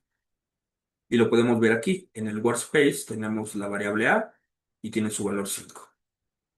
También podemos declarar cadena de caracteres. Esto nos sirve mucho cuando estamos analizando datos y los queremos graficar, pues le graficamos un título. Dentro de la figura tenemos que poner título y a veces los títulos son valores compuestos de cadena de caracteres y de fechas. Por eso es importante saber que podemos utilizar una cadena de caracteres. Entonces simplemente yo le pongo que mi cadena de carácter llamada la variable cadena uno va a ser igual a olitas mundo y una cadena se declara entre comillas simple, lo pueden observar. Entonces yo todo lo que ponga dentro de una comilla simple va a ser este, parte de mi cadena. Y entonces aquí tengo una variable llamada cadena uno que tiene como su contenido es una cadena de string llamada olitas mundo y pesitos, ¿no? Bueno, así se declaran las variables. Ahora vamos a hacer la sum, vamos a utilizar operaciones, vamos a ir exponencialmente. Ya sabemos declarar alguna variable, ya. Ahora vamos a hacer operadores. El primer operador va a ser la suma, la adición. La forma de la adición es el símbolo más, aquí está. Y simplemente vamos a hacer la suma de strings o de o de valores numéricos. La sustracción pues va a ser el símbolo menos a menos 5, ¿no? O 5 menos 3. A puede tener el valor de 5, como lo tengo aquí. O sea, lo vamos a ver ahorita. Yo puedo hacer directamente 5 menos 5 o puedo decir A menos 5 porque A ya tiene un valor. Entonces ya vamos a empezar a utilizar valores numéricos y valores que están contenidos en una variable. ¿Se acuerdan de la multiplicación? Pues aquí está la multiplicación. Si yo pongo el símbolo multiplicación, que es el símbolo de estrellita, si yo hago la operación A por B, esta, en la línea 31, es la multiplicación aritmética que les dejé de tarea que la rescataran nada más para que sepan de qué, para los que no la recuerdan muy bien, de qué se trata. Esta es la operación multiplicación aritmética.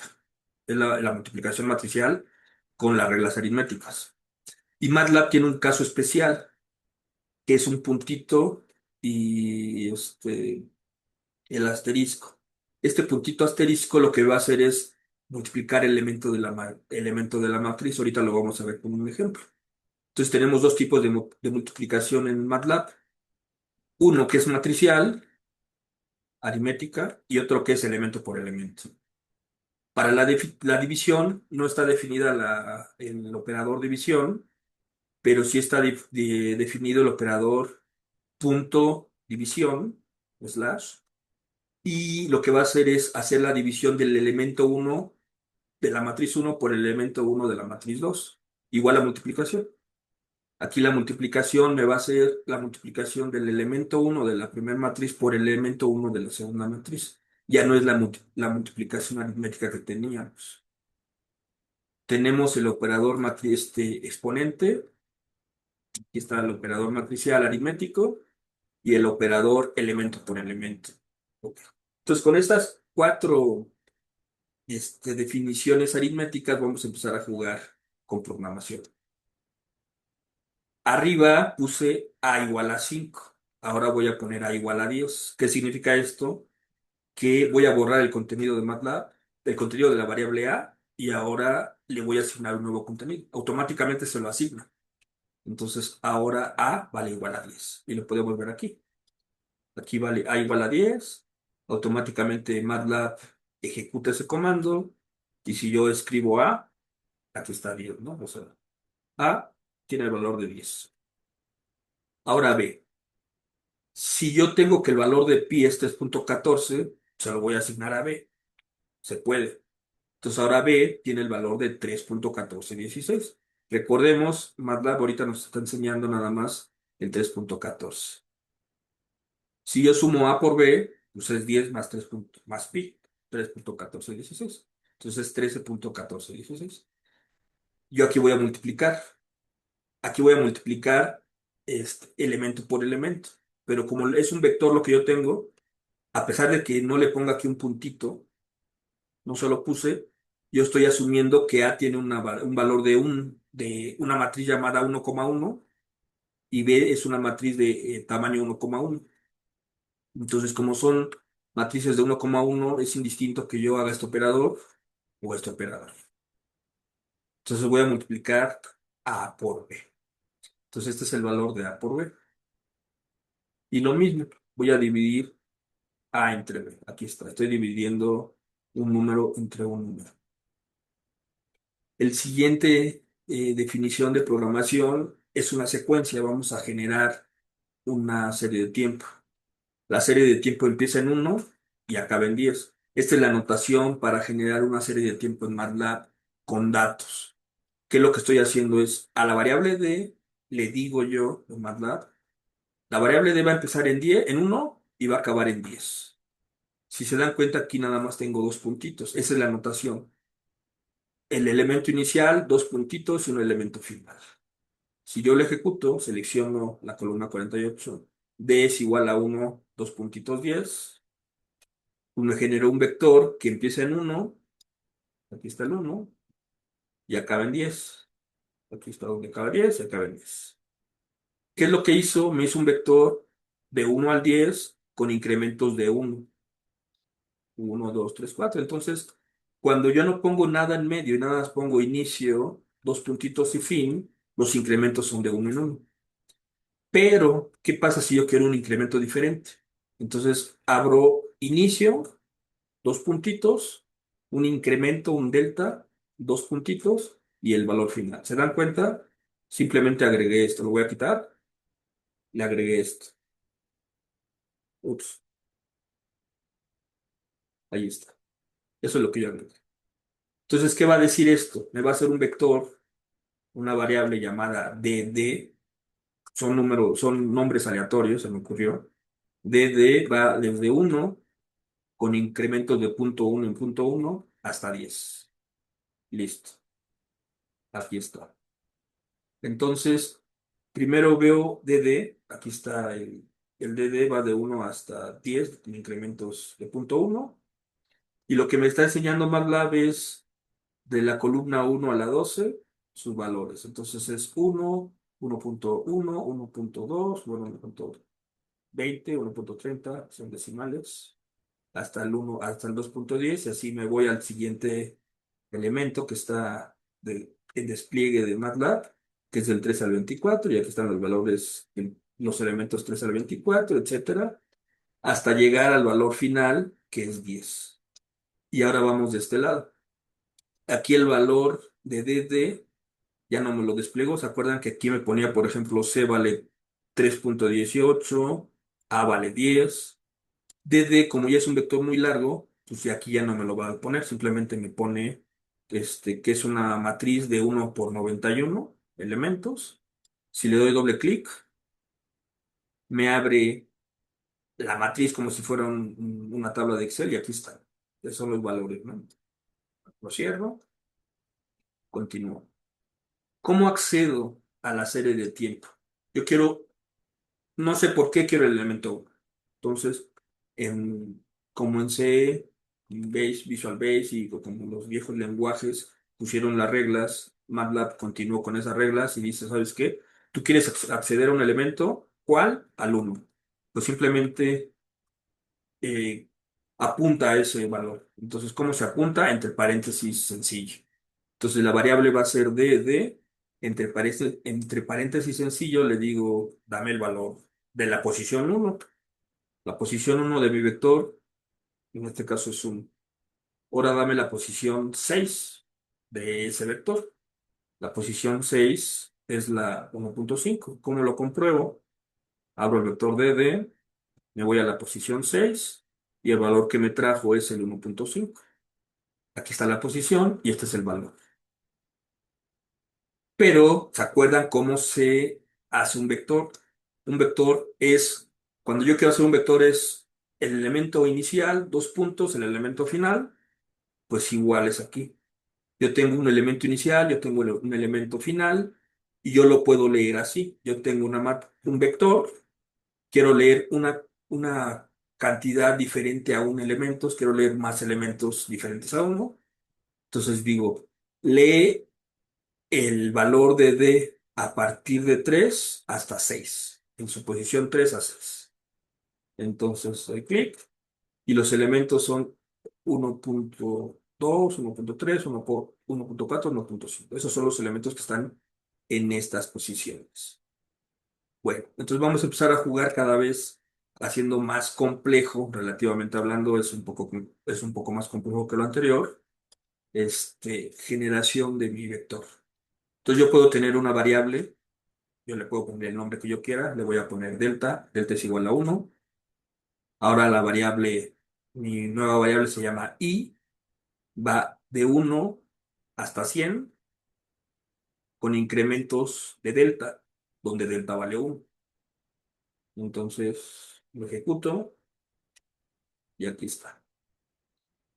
El valor de i empieza en 1 con incrementos de 1 hasta llegar al valor de 100. Aquí está. Y mi tamaño del vector es de 100 elementos. Este fue el mismo ejemplo. Ahorita lo vamos a ver. El delta vale 1, es exactamente lo mismo. Ahora la variable se llama ii, de 1 hasta 100 con incrementos de 1 en 1.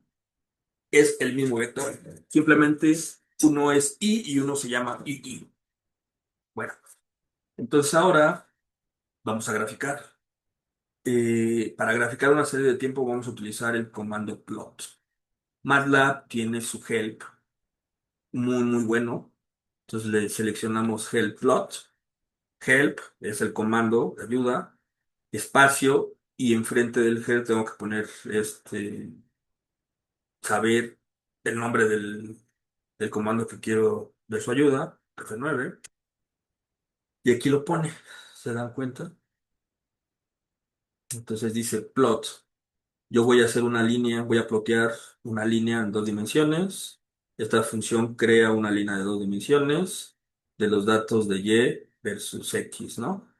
Entonces yo puedo tener X, Y y especificar el tipo de línea, o yo puedo tener varios X, Y, puedo tener varias series de tiempo, la serie de tiempo X1, Y1, la serie de tiempo X2, Y2, o puedo tener para la serie de tiempo 1 las características de la línea, para la serie de tiempo X2, Y2 su línea.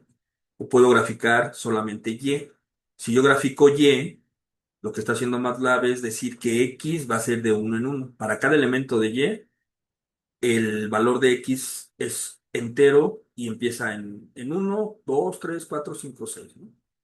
Si es que no quiero utilizar X. Y puedo cambiar su línea, ¿no? Entonces yo puedo tener acceso a las tablas, puedo tener otro tipo de análisis y aquí te dice más o menos qué es cada cosa.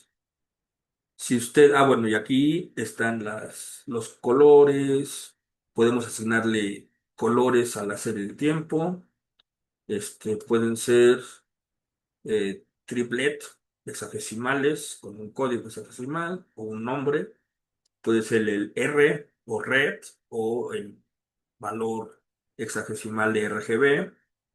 Vamos a tener un estilo de línea, el de default es una línea consecutiva, puedo tener una línea con un espacio guión guión, o líneas con puntos, o líneas punto y guión, digo punto y guión y punto, o no puedo tener líneas. A veces sirve para el ancho de la línea, puedo tener marcas, puede ser una línea continua, o para cada valor puedo poner un círculo, un más, un asterisco, puntos, diamantes, triángulos, etcétera, ¿no? Entonces, el help sirve mucho.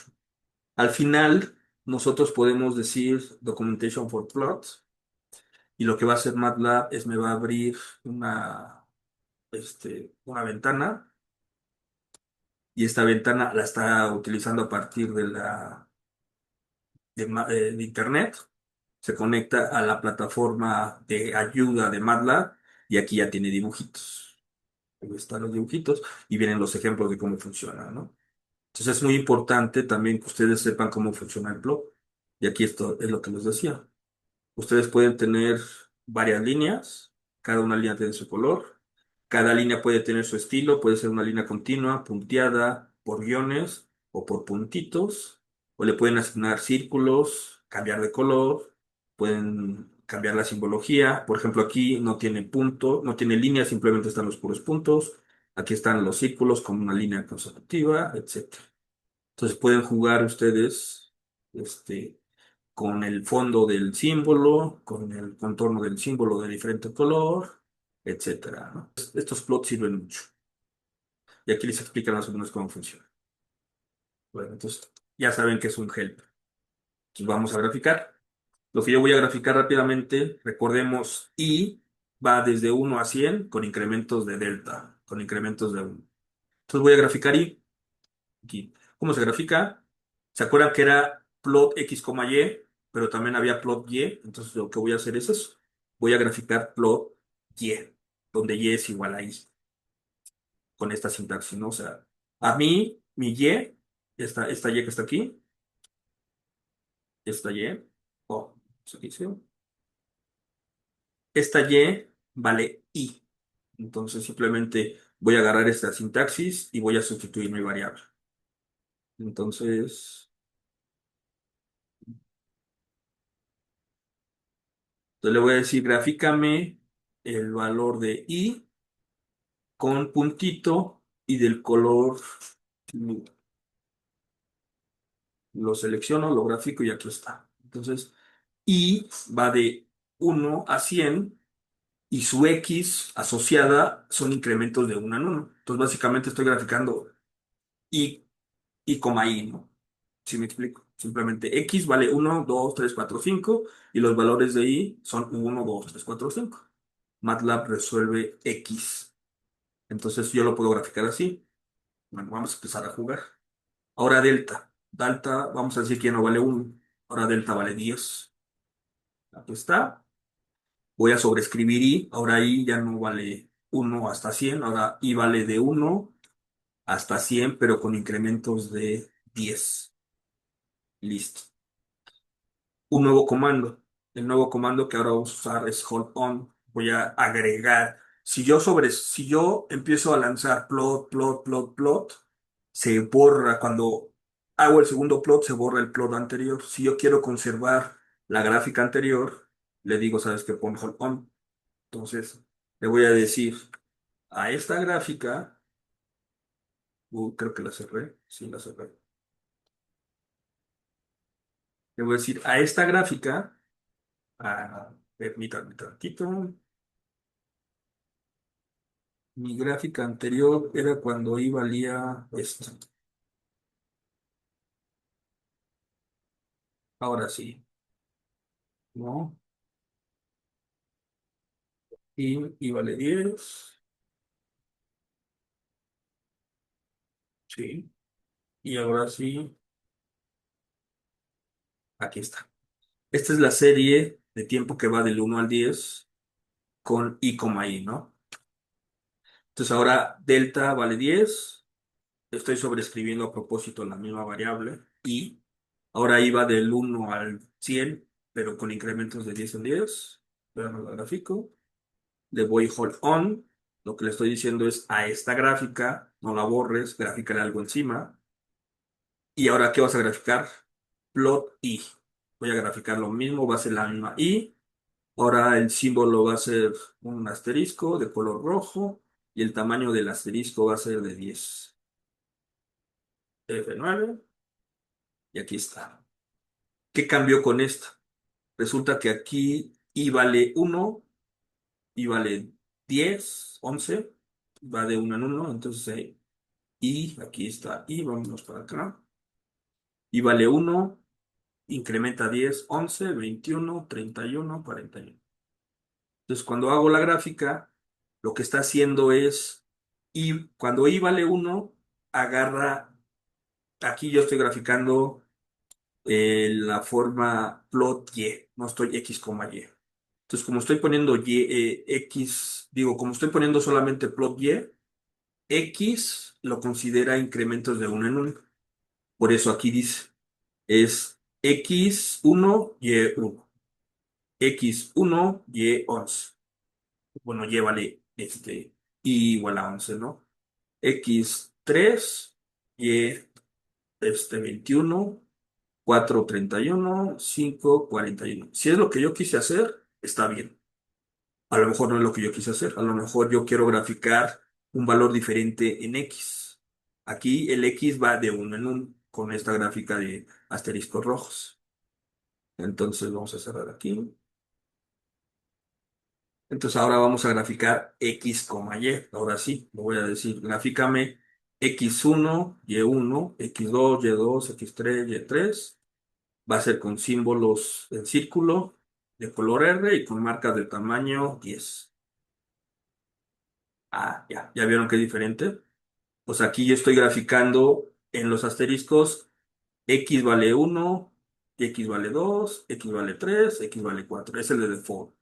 Pero si yo le digo que agarre los valores de X, donde X, a ver, vale, el primer elemento de X vale 1, entonces es 1,1, 11,11, 21,21, 31,31. Entonces aquí está.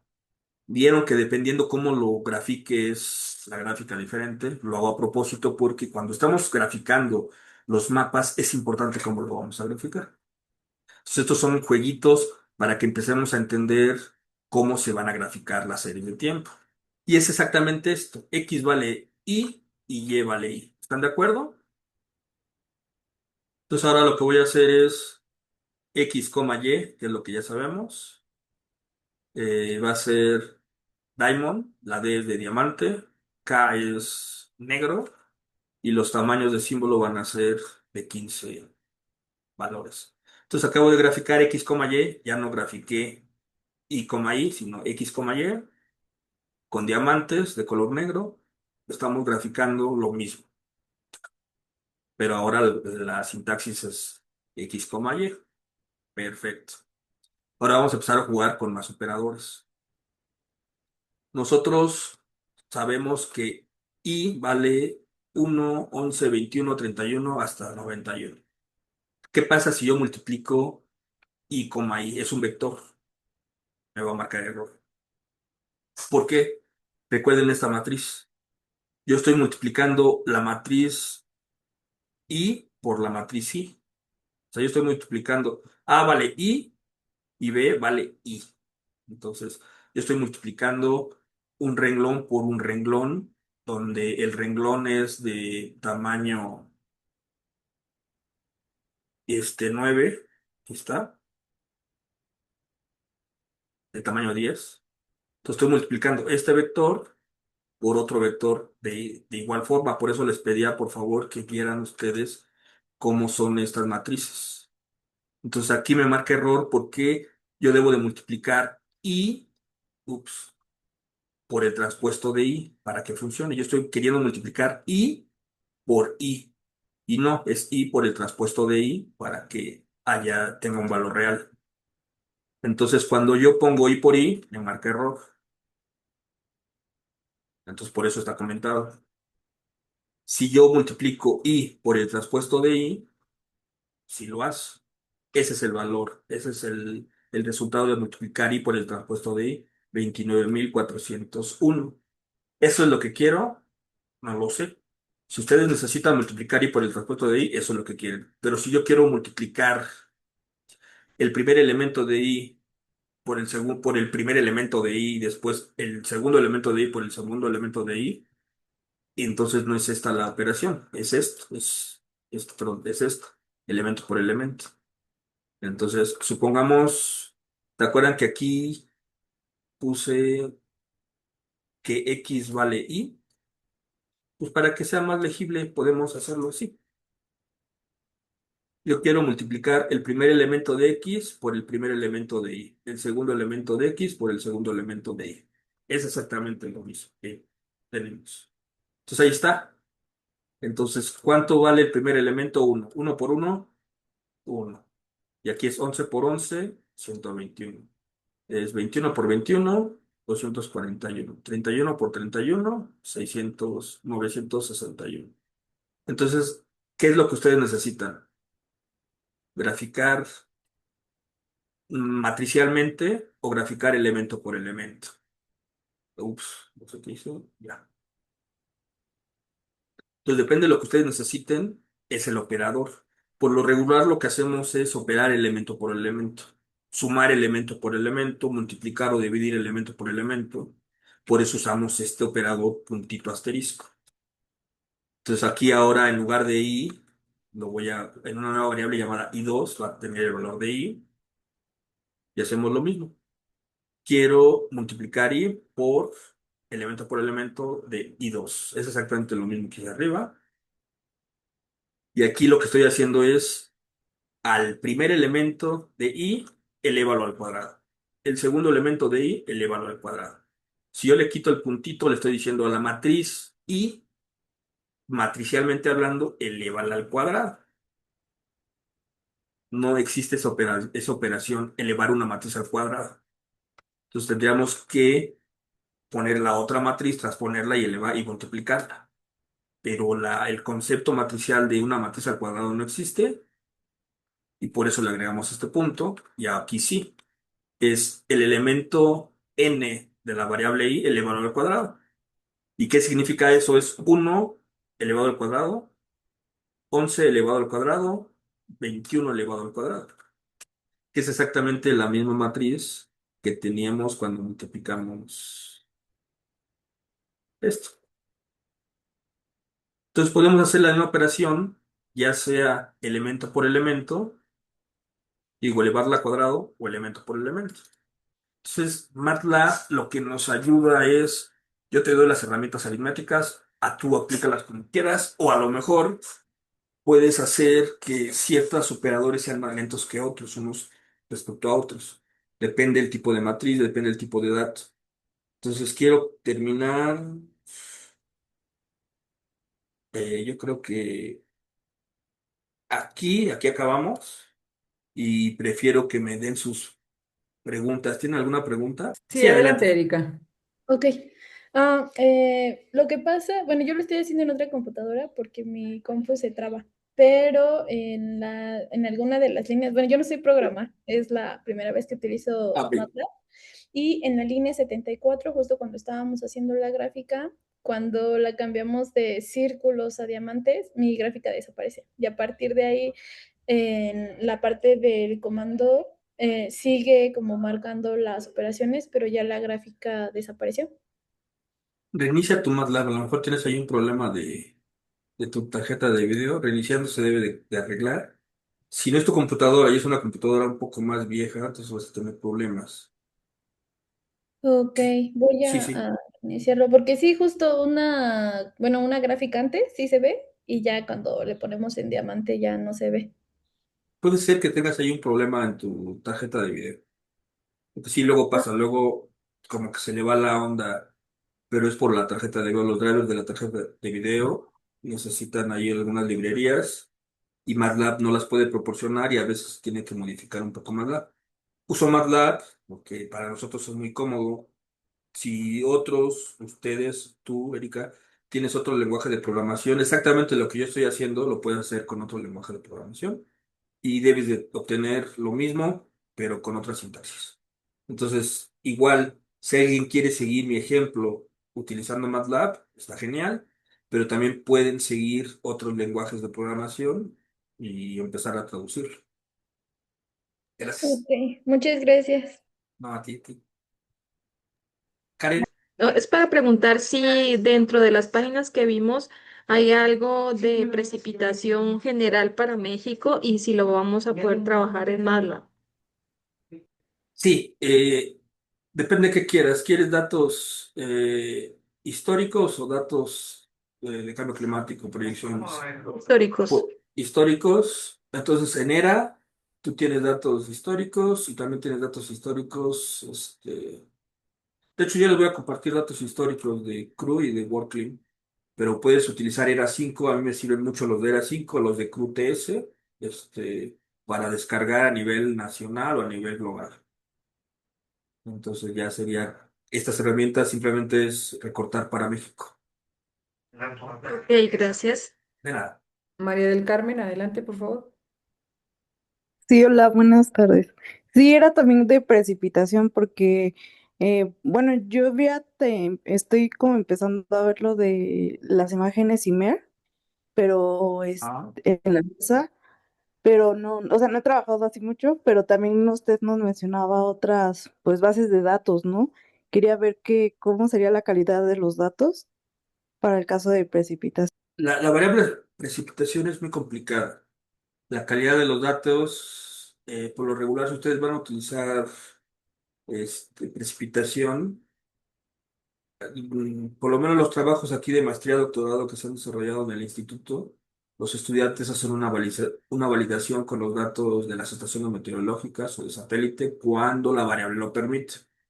Entonces, en México utilizan CHIRPS, ERA 5, CRUTS, y no creo que otro utilizan. Y depende el investigador que te recomiende. ¿Sabes que yo te recomiendo que uses Chips porque yo he usado Chips? O yo te recomiendo el ERA 5 porque yo he usado el ERA 5, ¿no?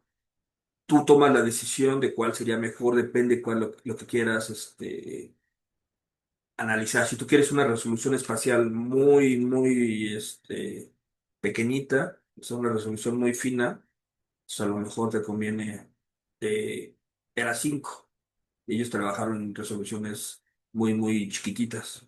Si la resolución espacial a ti no te importa y quieres una resolución más grande, más burda, entonces puedes usar WorldClim, por ejemplo. De hecho, WorldClim tiene precipitación a 90 metros, 926 metros.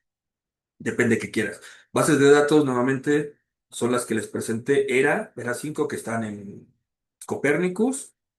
Puedes encontrar datos horarios, y ahí haces la talacha. Si quieres hacer análisis horario, datos o análisis diario, análisis de promedios diarios, análisis de promedios mensuales, análisis climatológico, pues te toca bajar una u otra base de datos. Y es muy importante que una de dos, o tú le crees a la base de datos y digas, sabes que ERA 5 ha hecho una buena tarea con sus artículos y con la aceptación a nivel global y el análisis de error que ellos manejan es muy bajo, o tú haces tu propio análisis con bases de datos observadas y ya de ahí tú decides. Entonces no es de que yo te recomiende una u otra, sino tu trabajo te va a demandar qué base de datos utilizar. Gracias. De nada. Leslie, por favor. Más que una pregunta es un comentario. Yo tenía o estoy más familiarizada con RStudio. Esta es la primera vez que usaría MATLAB. MATLAB. ¿Sí se podría trabajar online en MATLAB, perdón? Sí. Ahí, cuando tú trabajas online, tienes que subir a su nube las bases de datos que vas a utilizar.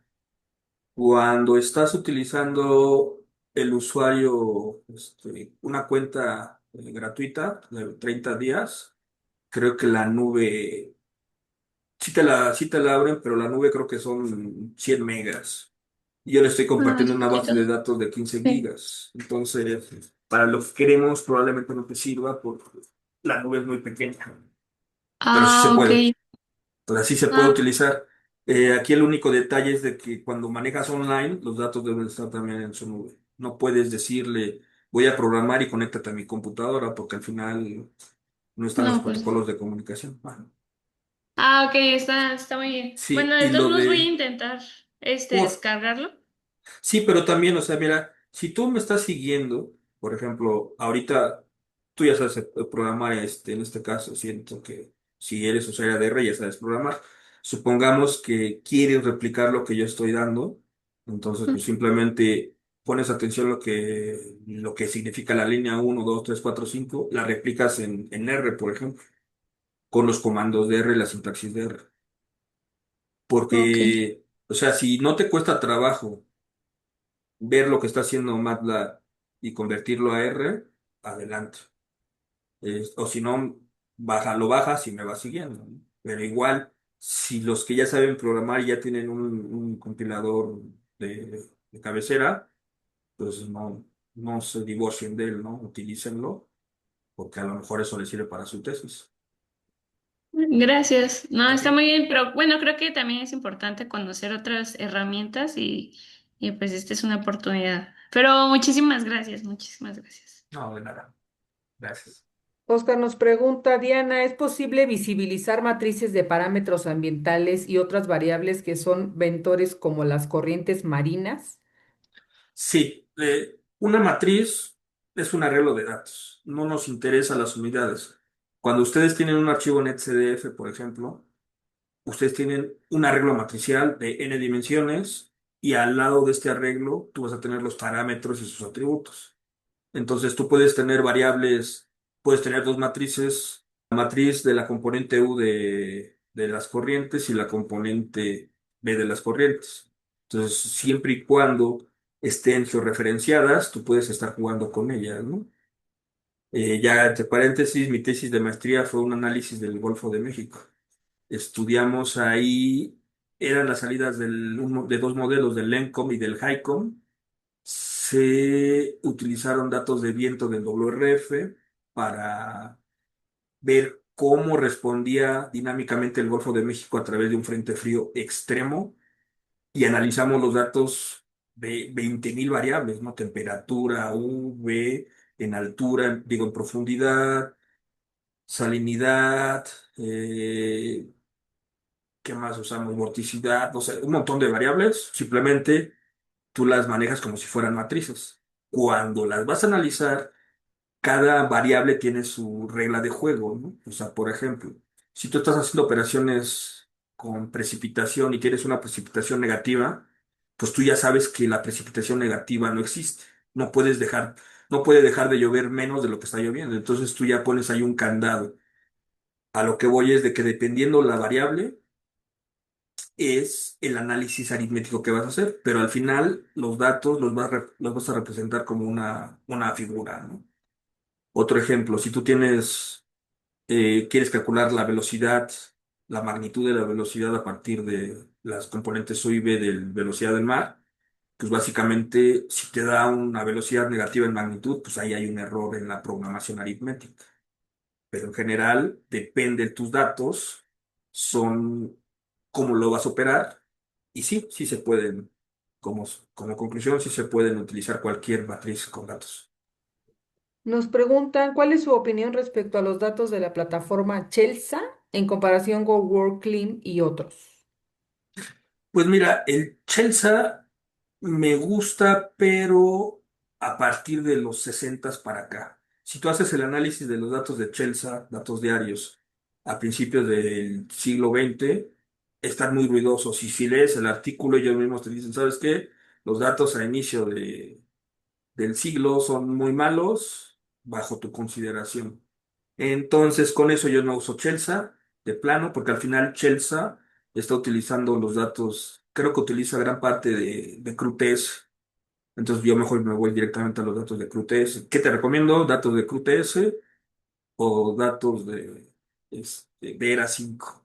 ¿Cómo evitar la autocorrelación de los datos climáticos? Es decir, ¿cuándo puedo tomar temperaturas medio o si me conviene usar las mínimas o máximas? Este es de Depende, Yanira. depende de lo que tú quieras utilizar. O sea, si tú quieres la operación, la temperatura media, pues es la media central, ¿no? O sea, si tú quieres ver, o sea, tú, por ejemplo, tú tienes una temperatura que la temperatura mínima, la máxima son los límites, son los rangos inferior superior, y tu distribución de la temperatura es muy suave, pues puedes utilizar la temperatura media sin problema. Pero si tu temperatura está muy sesgada y no es una distribución normal, ahí sí tendrías que utilizar los datos horarios, ni siquiera la mínima ni la máxima. Entonces depende cómo tú quieras analizar los datos. Por lo regular, nosotros utilizamos temperatura máxima, utilizamos la media, utilizamos la mediana, podemos utilizar los percentiles y desviaciones estándar. Depende nuevamente qué es lo que quieras analizar. Edgardo Basilio. Adelante, por favor. Sí, buenas tardes. Muchas gracias, maestro Oscar. Una duda. Yo trabajo con datos ambientales del mar, temperatura superficial del mar y clorofila, por ejemplo. Ajá. ¿Es necesario, por ejemplo, si uno quisiera hacer un análisis de correlación, por ejemplo, correlación espacial entre estas dos variables, es necesario que estén en la misma resolución espacial? Es decir, si temperatura está en 4 kilómetros y clorofila en 9 kilómetros, ¿es posible o habría que hacer como un tipo de remuestreo para que estén a la misma escala espacial? Sí. Debes de utilizar los datos en pares geográficamente correspondientes. Entonces puedes hacer una interpolación. O sea, no los puedes utilizar como los tienes, al menos que hagas un submuestreo, es decir, sabes que yo quiero utilizar los datos de mayor resolución o de menor resolución. Puedo interpolar de una escala grande a una pequeña, de una escala pequeña a una grande, Ok. o puedes simplemente, por ejemplo, si tú tienes la de 9 kilómetros y la de 4 kilómetros y tú no quieres perder datos, te quedas con la de 4 kilómetros, interpola la de 9 y la de 4, o simplemente si están empatados, agarra los que correspondan geográficamente. Ah, Algunos píxeles van a estar en el mismo píxel en ambas matrices y a lo mejor en el siguiente tiempo la otra matriz no tiene datos. muy Entonces, pero sí necesitas tú que sean eh, geoespacialmente consistentes. No ok. puedes utilizar datos de la influencia de la clorofila que está en otro lugar con Ujú, salinidad, por ejemplo, aquí, porque vas a tener datos sesgados, dado que la clorofila, las, este, los patrones de clorofila a lo mejor están, el driver es las descargas de río, por ejemplo, o la surgencia. ujú, Entonces, si tu dato está lejos de la costa, si hablamos de surgencia, ujú. entonces tú ya no vas a correlacionar salinidad con clorofila, porque la surgencia que tú estás midiendo en la costa son datos de la costa y la salinidad que estás midiendo a lo mejor está a 9 kilómetros fuera de la costa. Entonces tú Sí. necesitas que tu salinidad esté en la variable de estudio. Si tu variable de estudio es clorofila, pues todo interpólalo en la clorofila. Si tu Oh, valor, si tu, sal- tu valor, perdón, tu variable es salinidad, pues trata de que todo se ajuste a la salinidad para que a la salinidad tú no le metas interpolación, porque al final, por cualquier método que tú quieras, haces una interpolación a un downscaling, le estás metiendo magia a los datos, ¿no? Le estás metiendo componentes numéricos. sí. Entonces, sí, sí es necesario, Y, y, este, y con ajá. MATLAB esto es posible. Sí, sí, se puede Sí, hacer. sí, de hecho vamos a Vale. hacer una Ok. interpolación. A eso quería. Les adelanto, nosotros vamos a usar, por ejemplo, WordClean, que tiene una resolución diferente a los datos de Access. Entonces, como son resoluciones diferentes, vamos a hacer un ejemplo para que uno se interpole respecto al otro y después se haga ahí un operador aritmético. Y Ah, perfecto. precisamente Muchas gracias. este mismo ejemplo que tú me dices es el que vamos a analizar. Muchas gracias. No, Ah, gracias a ti. bien. Les dejé mi correo. Ahí me escriben si quieren, por favor. calderón@atmosfera.unam.mx. Solo les pido, por favor, que en el título digan taller virtual, para que yo sepa que es del taller virtual, porque pues así que vea directamente y le responda hoy, ¿no? Porque si no, lo dejo en el tintero y digo, lo respondo cuando acabe el taller. Muchas gracias, maestro Oscar. Sin duda muy interesante esta primera sesión. Se quedaron algunas, o si no, muchas preguntas en el chat, pero bueno, el día de mañana podremos retomarla. De nuestra parte sería todo. Si algo quiere agregar el maestro. Sí, nada más, 30 segundos.